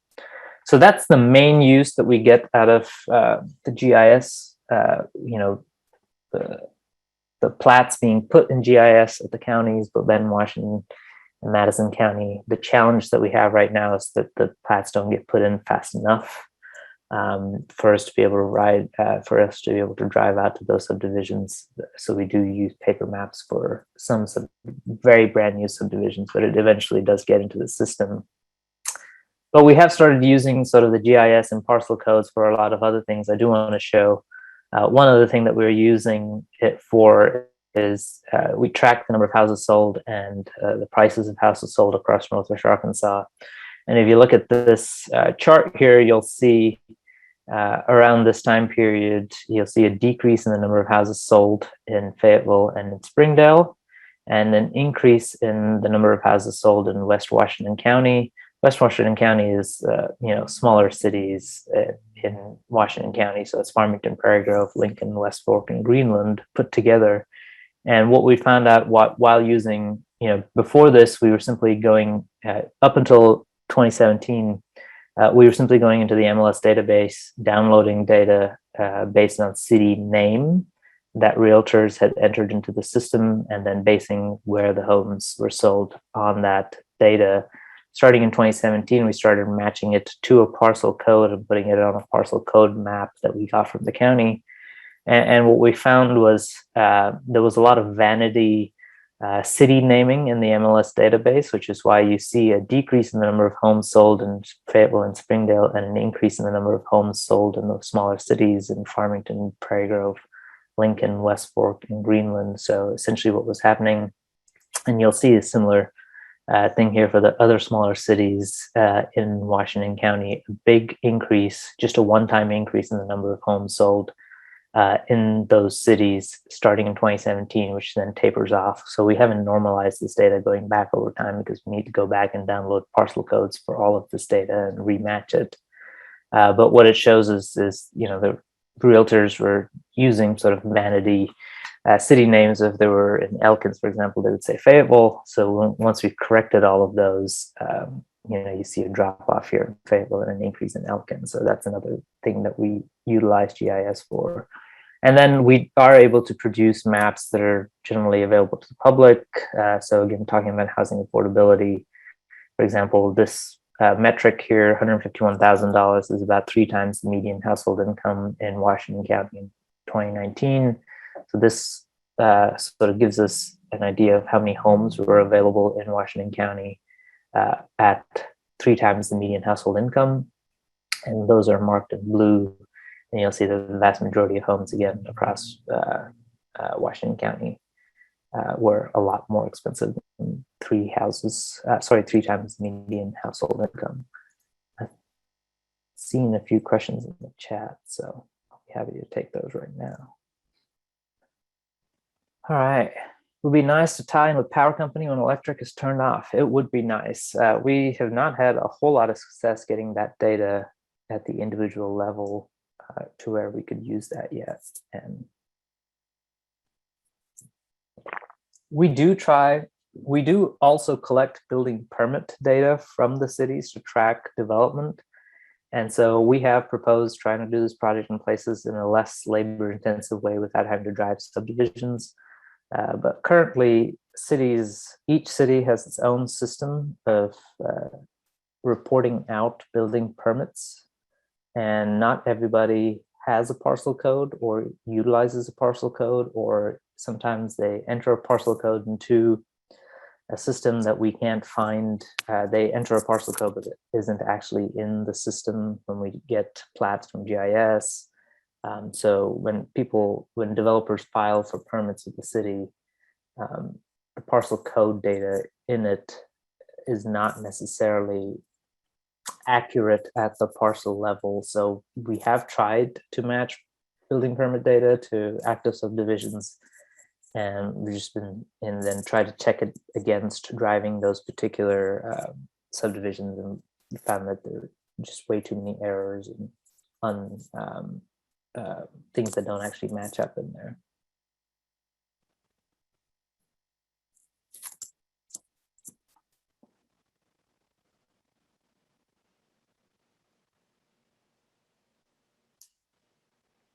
It's good information there. Thank you, Rebecca. Does anybody else have any questions or comments?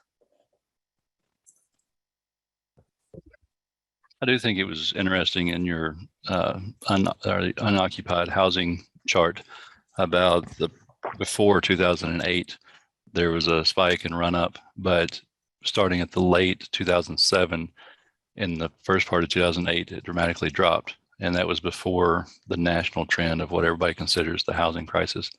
So what do you think that that was caused from? Just being early data predictors, or do you think it was the contractors and people buying up the houses because there was such a large inventory? Yeah, I think some of this data, is a little bit noisy, especially when we were driving it with paper 4 times a year. But also, there were sales happening, just not as many as homes were being built. And it also depended sort of on where the subdivision was. So new subdivisions that were being developed closer to the cities were still being sold. But the subdivisions that were being developed outside and further away were not being sold. So it depended sort of on the location as well of where that was happening. But we cleared the inventory of empty lots a lot sooner than most people thought we would. I think once we had a moderate time period where the population wasn't growing a whole lot in Northwest Arkansas, but then it didn't persist for a very long period of time because most of our major employers largely were, not dropping a whole lot of employment. So over time, most of those subdivisions that went bankrupt, what we'd noted had happened was that somebody changed the name of the subdivision and rebuilt them and got built up. So by the time population growth in Northwest Arkansas really picked up in 2013 and 14, all of those excess lots were gone at that point. And, what we haven't done since then is try to produce enough to meet population growth. So. All right. The West Washington County growth continuing at the same pace that it has. I think at this point, we actually saw in the last decade or so, more housing being developed in some of those smaller communities than in the bigger communities as a percentage change anyway. And I think for as long as there are zoning issues in the bigger communities, and some smaller communities a lot more willing to look the other way. Currently, we're seeing a lot more development going further away from the cities, which as a region is not something we really want to encourage, but that's where we are currently, given what cities are developing and not developing.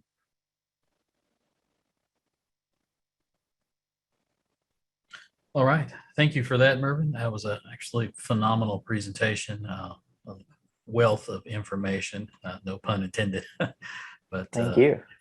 Definitely great to hear. So thank you for joining us today, and we sincerely appreciate your participation.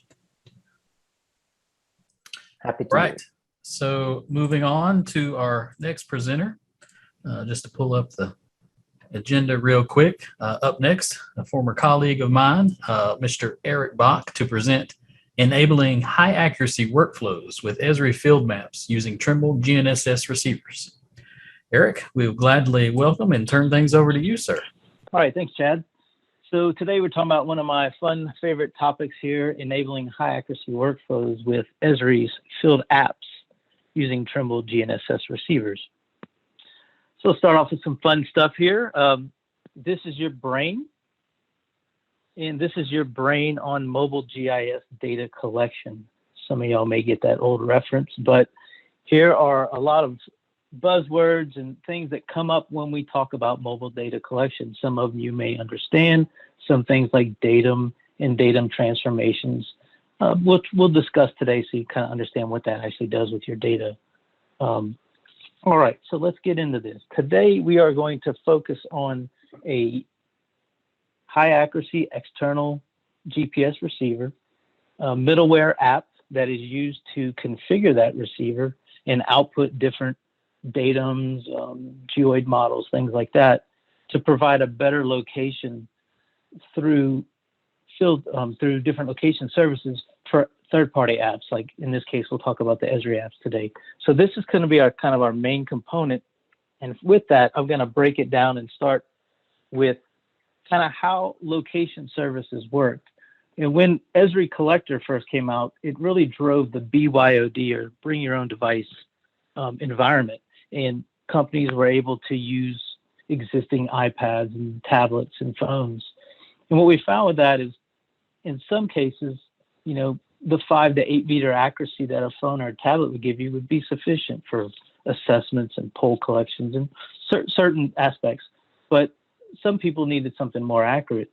And we kind of ran into an issue where we were going to use existing iPads to go out and do some field collection.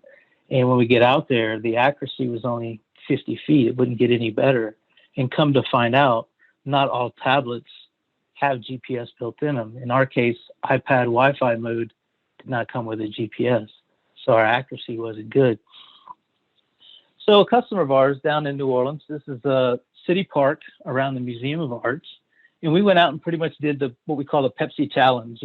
She wanted to know, is the smartphone good enough for them to go and relocate assets, utilities like water lines and electrical inside the park that may have overgrown or got covered up for their festivals? So we went out and collected phone versus high accuracy GPS. With that, you can see the top right, we have some of the points collected. So the red is the high accuracy GPS. And you can see here we were shooting in some water features. There were 21 feet difference. As we go around top left, there's a drain that I shot in. It was 60-foot difference between the iPhone one. The iPhone one actually fell inside the Museum of Arts. And you can kind of look at the main map there where the lines that follow the sidewalks just aren't there with the smartphone. So this customer decided they wanted to use external GPS. So when we look at that, you can use any kind of high accuracy GPS, but you have to ask yourself, what kind of budget are you working with? What kind of accuracy do you want? So we got things like a sub-meter GPS. You have things like high accuracy GPS that can start with sub-meter that is scalable, that you can pay as you go, you can upgrade to higher accuracy. They have on-demand accuracy, so you can pay by month or by year. You have integrated handhelds. You have handhelds that can expand from maybe 2 to 4 meters to a higher accuracy. So your main thing to consider when you want to look at GPS is, you know, what type of GPS do you want? Do you want it all in one? Do you want external?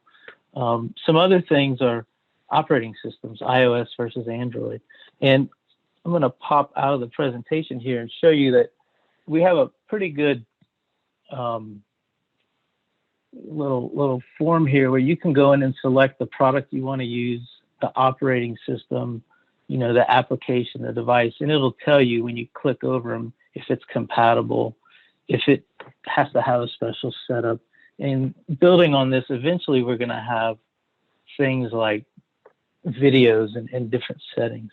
So once you get the GPS configured or figured out what you want to use, we need to kind of understand how GPS works. And this is going to be a real kind of low-level explanation, but you can take any GPS, what I showed there above, or any manufacturer, and you can turn them on, and they'll track satellites. But there's always going to be error in what we call autonomous or uncorrected GPS data, and that's through atmospheric delay, satellite clock errors, satellite position errors. So the main thing is once you get your GPS, you also need some type of correction source. So on the list here, this is kind of southeast, United States, a bunch of different options for real time. Some of these real times require internet access. So if you work in an area that may not have internet, then you might need a satellite-based correction like RTX. But the good one here in Arkansas is the DOT is just kind of in the last year spun up a new real-time network based off of a Trimble pivot platform, which offers a variety of correction sources. Pages is a local base. They offer correction sources. Those require internet. Then there's submeter, you know, free submeter correction at the bottom, which is SBAS. Excuse me. So once you kind of get your GPS, you find out what kind of real time you want. Next thing you kind of have to understand is how it works. So this case, this would be an example of kind of how the Arkansas DOT system works. You still have the same satellites up at the top that send you corrections that have some error. In the case of the DOT, you have to have a username and password, and your GPS sends its position to a server. That server models a virtual station, unless you're using one of their single base corrections. But in this VRS example here, it knows your position, it models the error, and it sends you corrections back. You can get really, really good results with this workflow. So now we kind of understand the GPS portion. So on the left there, now we're going to talk about this middleware app, this Trimble Mobile Manager, or whatever version app you use here. In my case, it's the Mobile Manager. This is an application that is free to download. It does require you to sign in with the Trimble ID. They've made it to where you can sign in with Google or Apple IDs, but it's all about security. With the recent, you know, changes these days in our society, we're able to do stuff a lot quicker and instantaneous or near real time, working in directly with your databases. We need things secure. So Trimble has recently started off this new Trimble ID with these enhancements in security. So things like that pipeline that got hacked, those kind of things don't happen. Chase's presentation earlier this morning talked about some security stuff that with VPN and stuff. So you're starting to see a lot more with security, and our application has that built in as well. So this particular application works with our receivers, and it is able to configure up those real times like Arkansas DOT or Pages or RTX. And then we're able to configure out specific datums that we want to work with in our applications. So on the screen now is an example of what the application is going to look like when you run it. So I think this one, let's see, this one was on my iPhone yesterday. The first screen when you log in, you can swipe to the right or hit the menu, and it has all these options for you to configure. And the main one that I'm working with today is this GNSS configuration. And I wanted to show in the middle screen here If you're using an R1 or SBAS receiver, the settings are pretty easy. I mean, you set it to auto, you set the output pretty much to auto, and then you can choose a geoid model, which we'll cover in the next slide. With the higher accuracy, so the survey grade or centimeter accuracy devices, you can take this a step further. And if you want to program in this case, I have DOT set up here. So I chose custom local. I have an IP address and port that I put in. And then I picked this thing called a mount point. And DOT offers, and there's probably 40 or 50 different things you can choose from. I picked one that would log not just US and Russian satellites, but that would log or send me corrections with Galileo satellites or QZSS, just all the ones that are available. So it's like a more robust correction that has a lot more information in it. But you have the ability to choose different formats to use with different kind of GPS units. In here, you can see right below the Arkansas mount point, I have what's called a GNSS source reference frame. And you can see I have NAD 83 2011 set up. If any of you have ever collected field data and your data has always, well, maybe shifted from the imagery or shifted from your old data roughly a meter in a certain direction, all the data the same way, that is what we call a datum shift.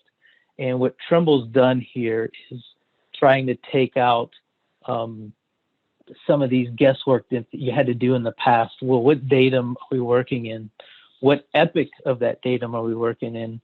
Things like that. If you were to work in California, we have a button here where you can customize that epoch. They're on a system to where their stuff's constantly moving. So even though they may have a NAD 83 2011 datum, there's a specific point in time, which we call an epoch or a realization. And you have to pick that in order, so you're kind of comparing apples to apples. So that's kind of pre-built in. You're going to see some new stuff with this whenever NGS releases their next version of NAD 83. It's going to be something where we have to choose these customized epochs. Below that, I have a username password. In this case, I just threw in a test one. And then at the bottom, this is most important for when it comes to your third-party app. What datum and epoch do you want to send out to your GIS mobile application that you want to use? So we're able to ensure that customers get a very precise position, but also that they know what's going into their application. It's not really guesswork. So the next one here, this slide is really about the orthometric heights. And the reason this is important is at the time when this kind of came out, when Collector came out and the first couple of iterations of field maps, their applications currently only support height above ellipsoid values. And if you look at the graphic here, the ellipsoid is the blue dot all the way at the bottom, and you see the gentleman kind of standing on a hill. So the ellipsoid value is not something commonly we use when we're making maps that have to do with topographic maps and things like that. We like to use the orthometric height. That would give us an NAVD 88 value. If this were me collecting data, which you'll see in a minute, mine's going to be more under the water over there here in New Orleans, especially after the two storms we've been dealing with. So how do we set this up in Trimble Mobile Manager? Well, the last little screen you see in the bottom left, I have highlighted red, you can actually go in and choose the geoid model that you want to use. That geoid model is what helps us calculate that orthometric height. In this case, geoid 18 is the latest version.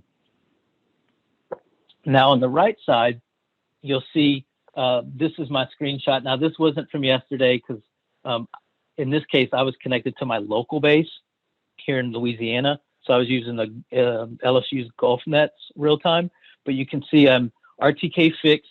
I'm outside on a control point and I have my coordinates there. You see the ellipsoid heights, which is almost minus 78 feet. I know in New Orleans here, I'm at roughly around a foot elevation between a 0 and 1 foot in my yard where the control point is. Now I do want to notice you'll see 7 feet there. The reason for that is my GPS is on a 2-meter pole, and in this application, I don't have the ability to put in my 6.562 height. That is done in the third-party application, which I'll show you all in a minute. So if we were to do the math, you would roughly see I was about a foot above sea level. All right, so just to kind of go back to this screen, so we've covered GPS, we've covered the middleware app, and now let's start with field maps, because this is a really cool application. So there have already been a couple of presentations. Well, Chase's presentation kind of covered field maps. He showed a video of a gentleman named Eric that had gone out there and collected some data. He showed a video from Jeff Shaner, it sounded like, that kind of went over publishing or the new web applications inside of ArcGIS Online. That's really cool stuff. I recommend y'all check it out. But this is just going to cover the GPS portion of field maps. So when you log in the field maps, at the top left of your screen, you'll have your little profile icon. If you're still running Collector, these are pretty much the similar steps here. You would click on the profile on the right side. And what I'm going to do here is start with Collector or collection settings. So I'm going to click on this, and this little screen comes up where you can set your accuracy. So I don't want to log a point that is over 1 foot accuracy. It'll have the software won't allow you to collect data if you don't meet that requirement.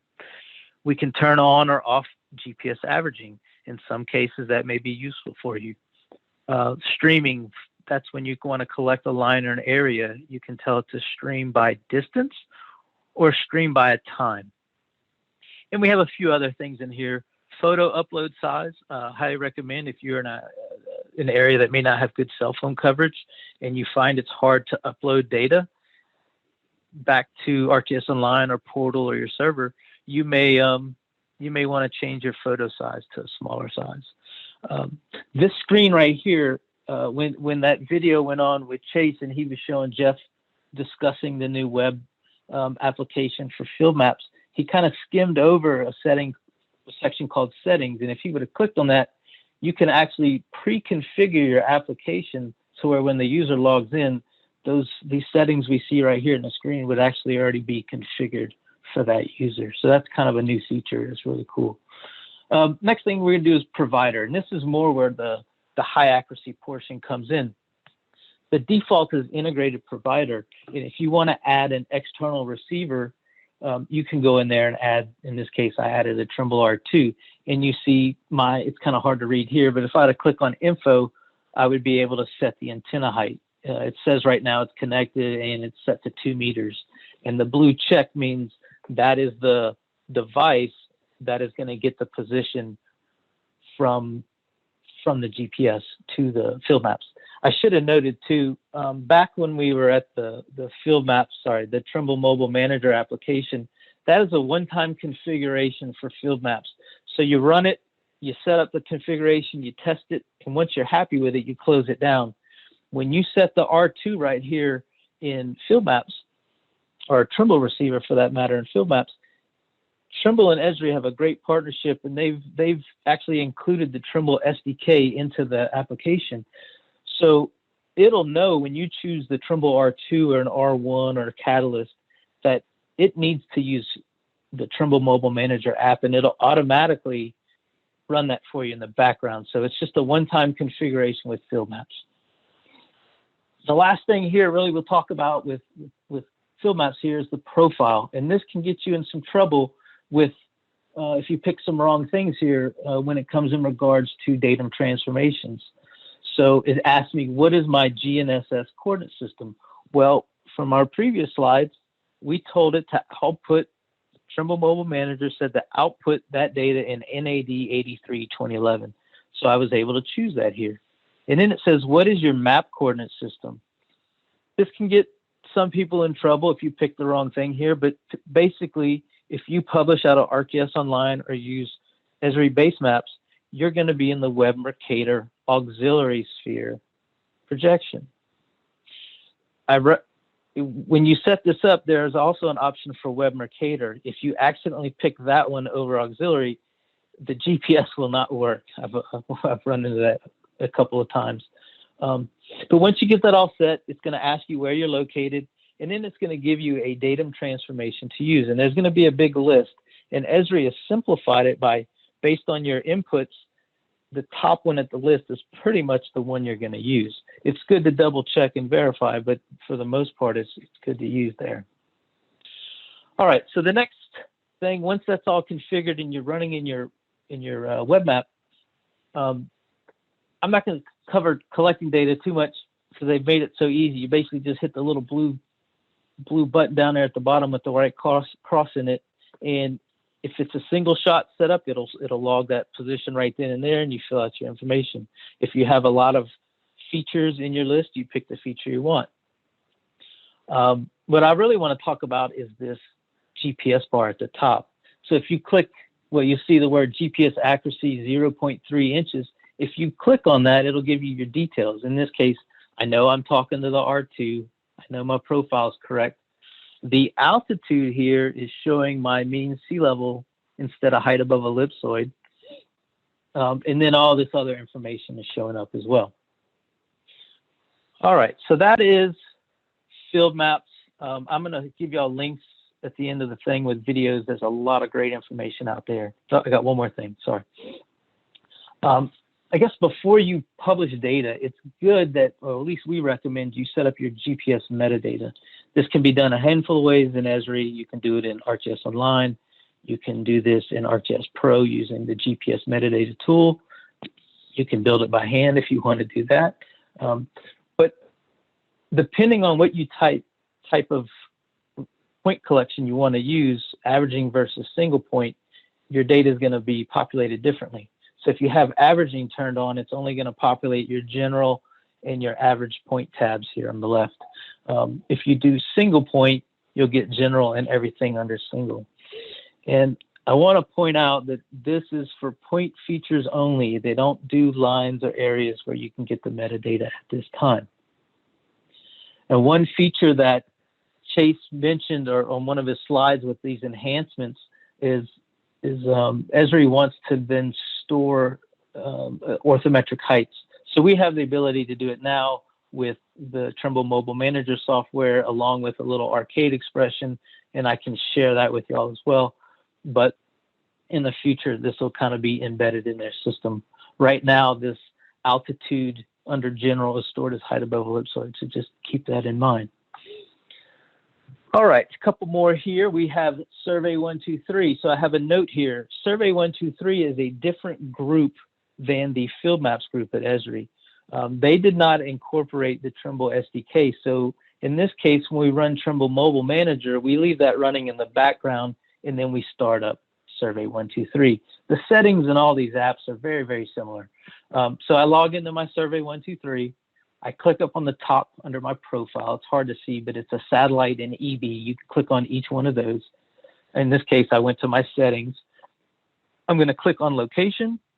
And then in this case, I have two things going on here. I actually use the TDC 150 because it actually works with Survey 123. The 150 also works with Collector. It does not work with Field Maps. But I wanted to show that with Survey 123, you can connect directly to an integrated provider, or you can do the R2. So in this case, I went with the integrated provider. That's why I clicked the wrench there. And then from here, I go and set up my antenna height. And you get a little antenna height information here. I set, in this case, my TDC 150 I was holding in my hand, so I set that to 4 feet. And then when this thing runs, my location status information, since Mobile Manager is running in the background, I'm able to see my horizontal accuracy at the bottom down there. It's set to, I think, 0. I can't really read it. 0.082 feet.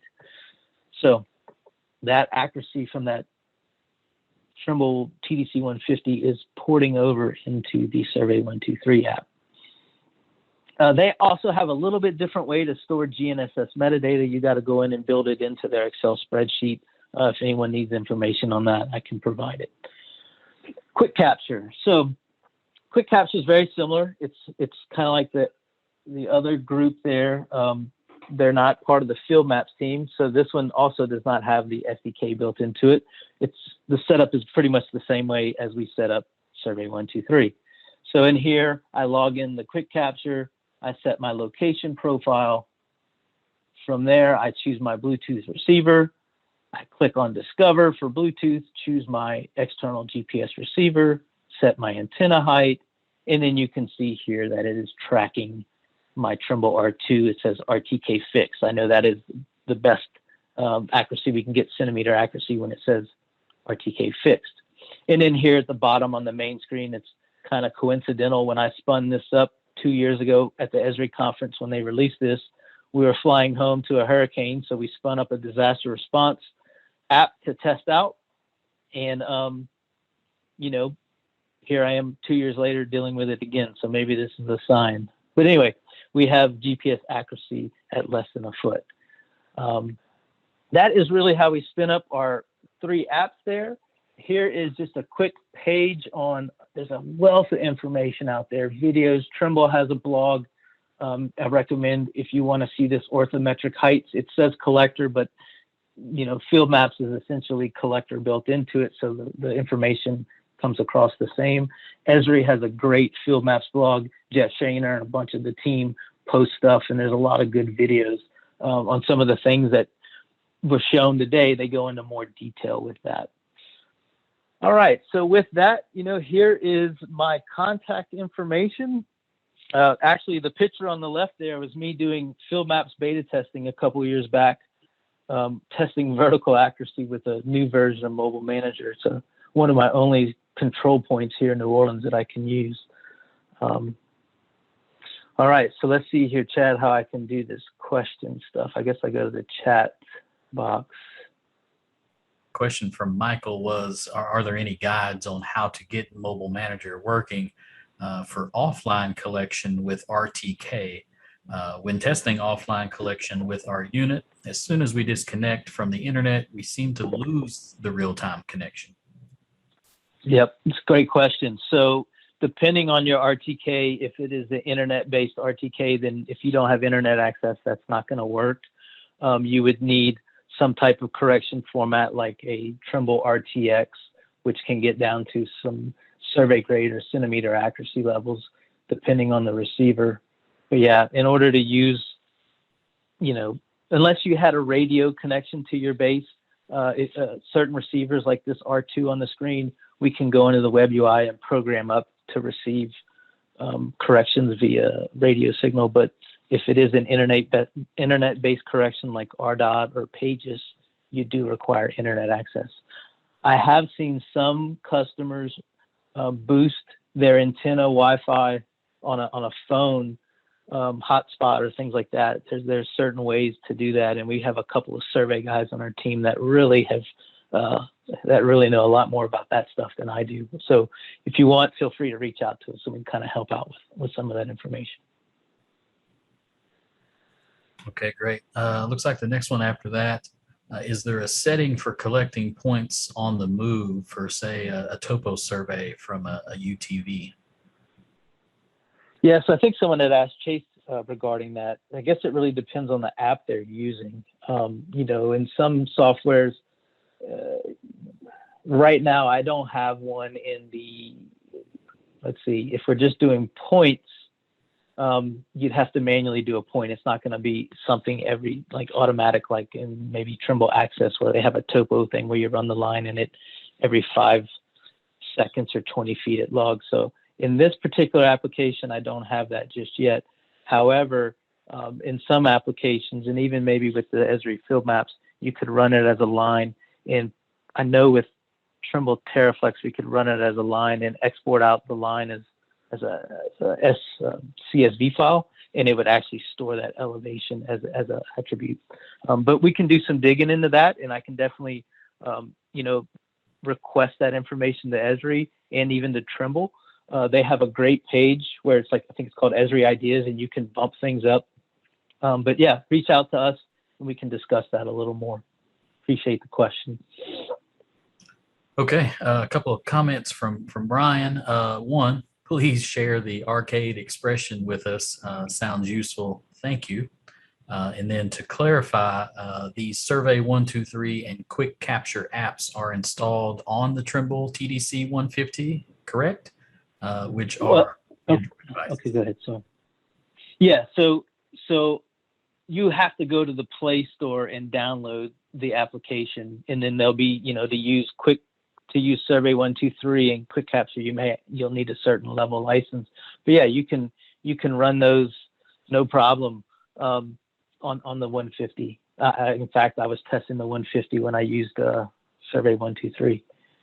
And then here, Chad, is the arcade expression. I have a couple videos on the NEI GPS YouTube channel. So this arcade expression, so I built this always many ways to get things done in Esri. This is one way where I went in and built the arcade expression in the web map, and I opened it up and just went to configure pop-up. And I have one for MSL in feet, because the MSL value porting over from Trimble is in meters. So I have one in meters where I did some rounding.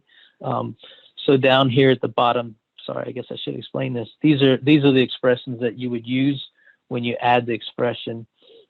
And I took it a step further. I don't have it in this presentation, but if you want to then have that this is kind of like a virtual attribute. So it'll show up in the Esri web maps. It'll show up on field maps when you click on info. But if you have this data in an attribute table, it doesn't, like if you kind of export it out, or if you have it syncing back to Portal, it doesn't populate that attribute with the correct MSL. So I actually have a geoprocessing model that I built. It's not too hard. It's just pretty much calculate value, and I can share that as well. And pretty much by the time I share that with you, Esri will have out the updated version where it'll store orthometric heights automatically. So, but this is all stuff I can share for sure. Okay, cool. One final comment here. RTX on an R2 is common practice with field maps on iOS. Common practice. We do have customers that use it. So, we have customers that use the free networks. And then besides that, RTX is a great resource or correction source if you're working in more than one area. So let's say you work in Arkansas, Louisiana, Mississippi. Let's say you work all over the country. RTX works worldwide on land. The US, we get those corrections faster. I think now it requires a convergence time. So it kind of takes a little time to get down to that accuracy. But now we have what we call RTX fast. And within a minute, anywhere in the US, you can get centimeter accuracies with those devices. So if you don't want to have to configure, I had a screen over here with all these different real times. Let's say you work in many places. You have to remember all these ports and addresses, IP addresses and ports. With RTX, it's one auto configuration. You tell it to use. RTX is the ITRF 2014 datum. With Mobile Manager now, it works directly with iOS, and you can tell it to output NAT83 2011. So that data will line up perfectly with existing data or imagery. So yeah, we have quite a few customers using RTX. It's just a different kind of correction source. Depends on your needs. Okay, awesome. Thanks for that, Eric, and thanks for everyone for your questions. We sincerely appreciate your presentation today. So next, I am humbled to introduce one of the greatest employers I've ever known and our longtime gold level sponsor, NEI. This is going to be both a combination of a live presentation and a video presentation. So it is my pleasure to introduce the co-owners of NEI, Mr. William Poche and Kelli Poche Guidry. Can everybody hear us okay? We can. Can y'all see us? We can. Well, great. Hello, everybody. Hi, greetings from Lafayette. Greetings from Lafayette, the new hurricane capital of the world down here in Louisiana. I had just, wanted to keep this super informal. I asked some of our key personnel at our company that work with folks in Arkansas every day to join us today, rather than it be the Kelli and William show. Without these important people that work for us, so we can't accomplish the things that we need to accomplish as an organization. But I want to make sure I have a couple of things I want to say, so you see me kind of glance down at my tablet. But I'm William Poche. I'm one of the owners of NEI. I've met most of y'all throughout the last 20 years, my 20-year journey at the company. I also run our sales department. Again, met most of y'all throughout the years, and I'm very proud to speak to all of you today. I also have Kelli Guidry, who's my sister and also one of the owners with me today as well as a few key members of our team. I have Liz Mongeau sitting to my left. Liz handles our mapping and GIS transactions. So whenever y'all are buying software training or Trimble hardware, she's the person that's typically handling that transaction for y'all via email or voice.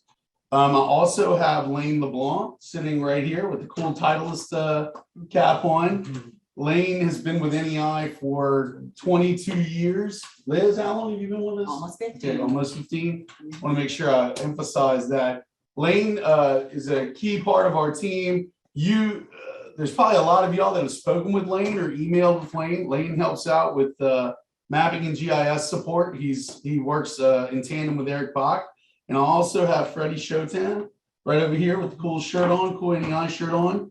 And Freddie handles all of our GIS rentals for NEI. So we appreciate the opportunity to speak with you today. And at the conclusion of our thanks, we have a special message to share with you all. But first things first, I want to say thank you for all the business and loyalty over the years. I'm proud of everything that we all have accomplished together. I'm proud of everything that NEI has accomplished with the state of Arkansas, specifically with the Arkansas GIS community. And I look forward to the future. And while I know we'd all rather be in person, we also realize that meeting virtually is for the greater good and are proud again to once again be your gold sponsor. I also want to make sure that I give Eric Bock an attaboy for his awesome presentation earlier on high accuracy GIS with Esri field maps. I can say that my vision for this company, especially for mapping and GIS, is to bring the highest, most accurate quality data to our GIS clients, whether it's utilities, environmental. What we want to do is we want to bring the best equipment that provides the best answers so you can bring your customers the best answers. We also want to bring drones, new advanced technologies to help you all grow your businesses and also keep bringing your clients new deliverables and new ways of accomplishing their projects. Now I'm going to have Kelly say a few words along with Liz, Lane, and Freddie. And then I believe Chad's going to share our special message to everybody. Kelly? Thank you for allowing us to speak this afternoon. And again, we're proud to be a gold sponsor for this conference. It's been interesting to watch everything that's been going on, and the virtual way of doing things I'm glad that it's available so that we can be here in front of you today and see and listen to all of you as well. We want to thank you all for your business and support. We appreciate the relationships that we've built over the years as we've worked with all of you and some that we haven't yet worked with. And we hope that you have a great rest of your conference. And thank you again. Lane? I'm Lane LeBlanc. I've been with NEI for, like you said, 22 years. I started out making custom cables, and I now do quality assurance on all the mapping products that go out, making sure that the software is loaded and running correctly, and all the options are loaded for the customers, and also do repairs on the mapping products as well. So with all that, I do a lot of the purchasing for accessories and many other things, or RMAs, and so we work well together. We appreciate everything you do, Lane. Thank you so much. Fred? I'm Freddie Shotan. I've been here with NEI for 10 years now. I handle all the mapping rentals and help out with some of the tech support. I appreciate all you guys' business. If there's anything that I can do, just reach out and I'll be glad to help you out. Thanks, Fred. Liz?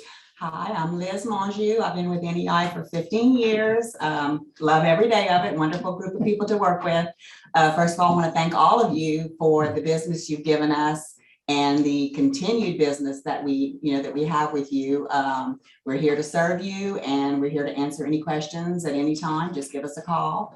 I work in mapping and GIS order fulfillment, as well as warranty renewals, and I work with Freddie and rentals, and I'm here to assist in any way I can.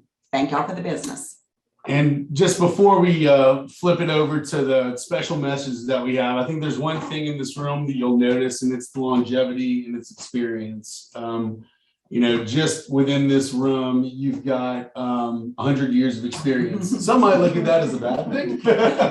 I look at it as a great thing that allows us to help our great customers in the state of Arkansas. And again, thanks y'all for your support.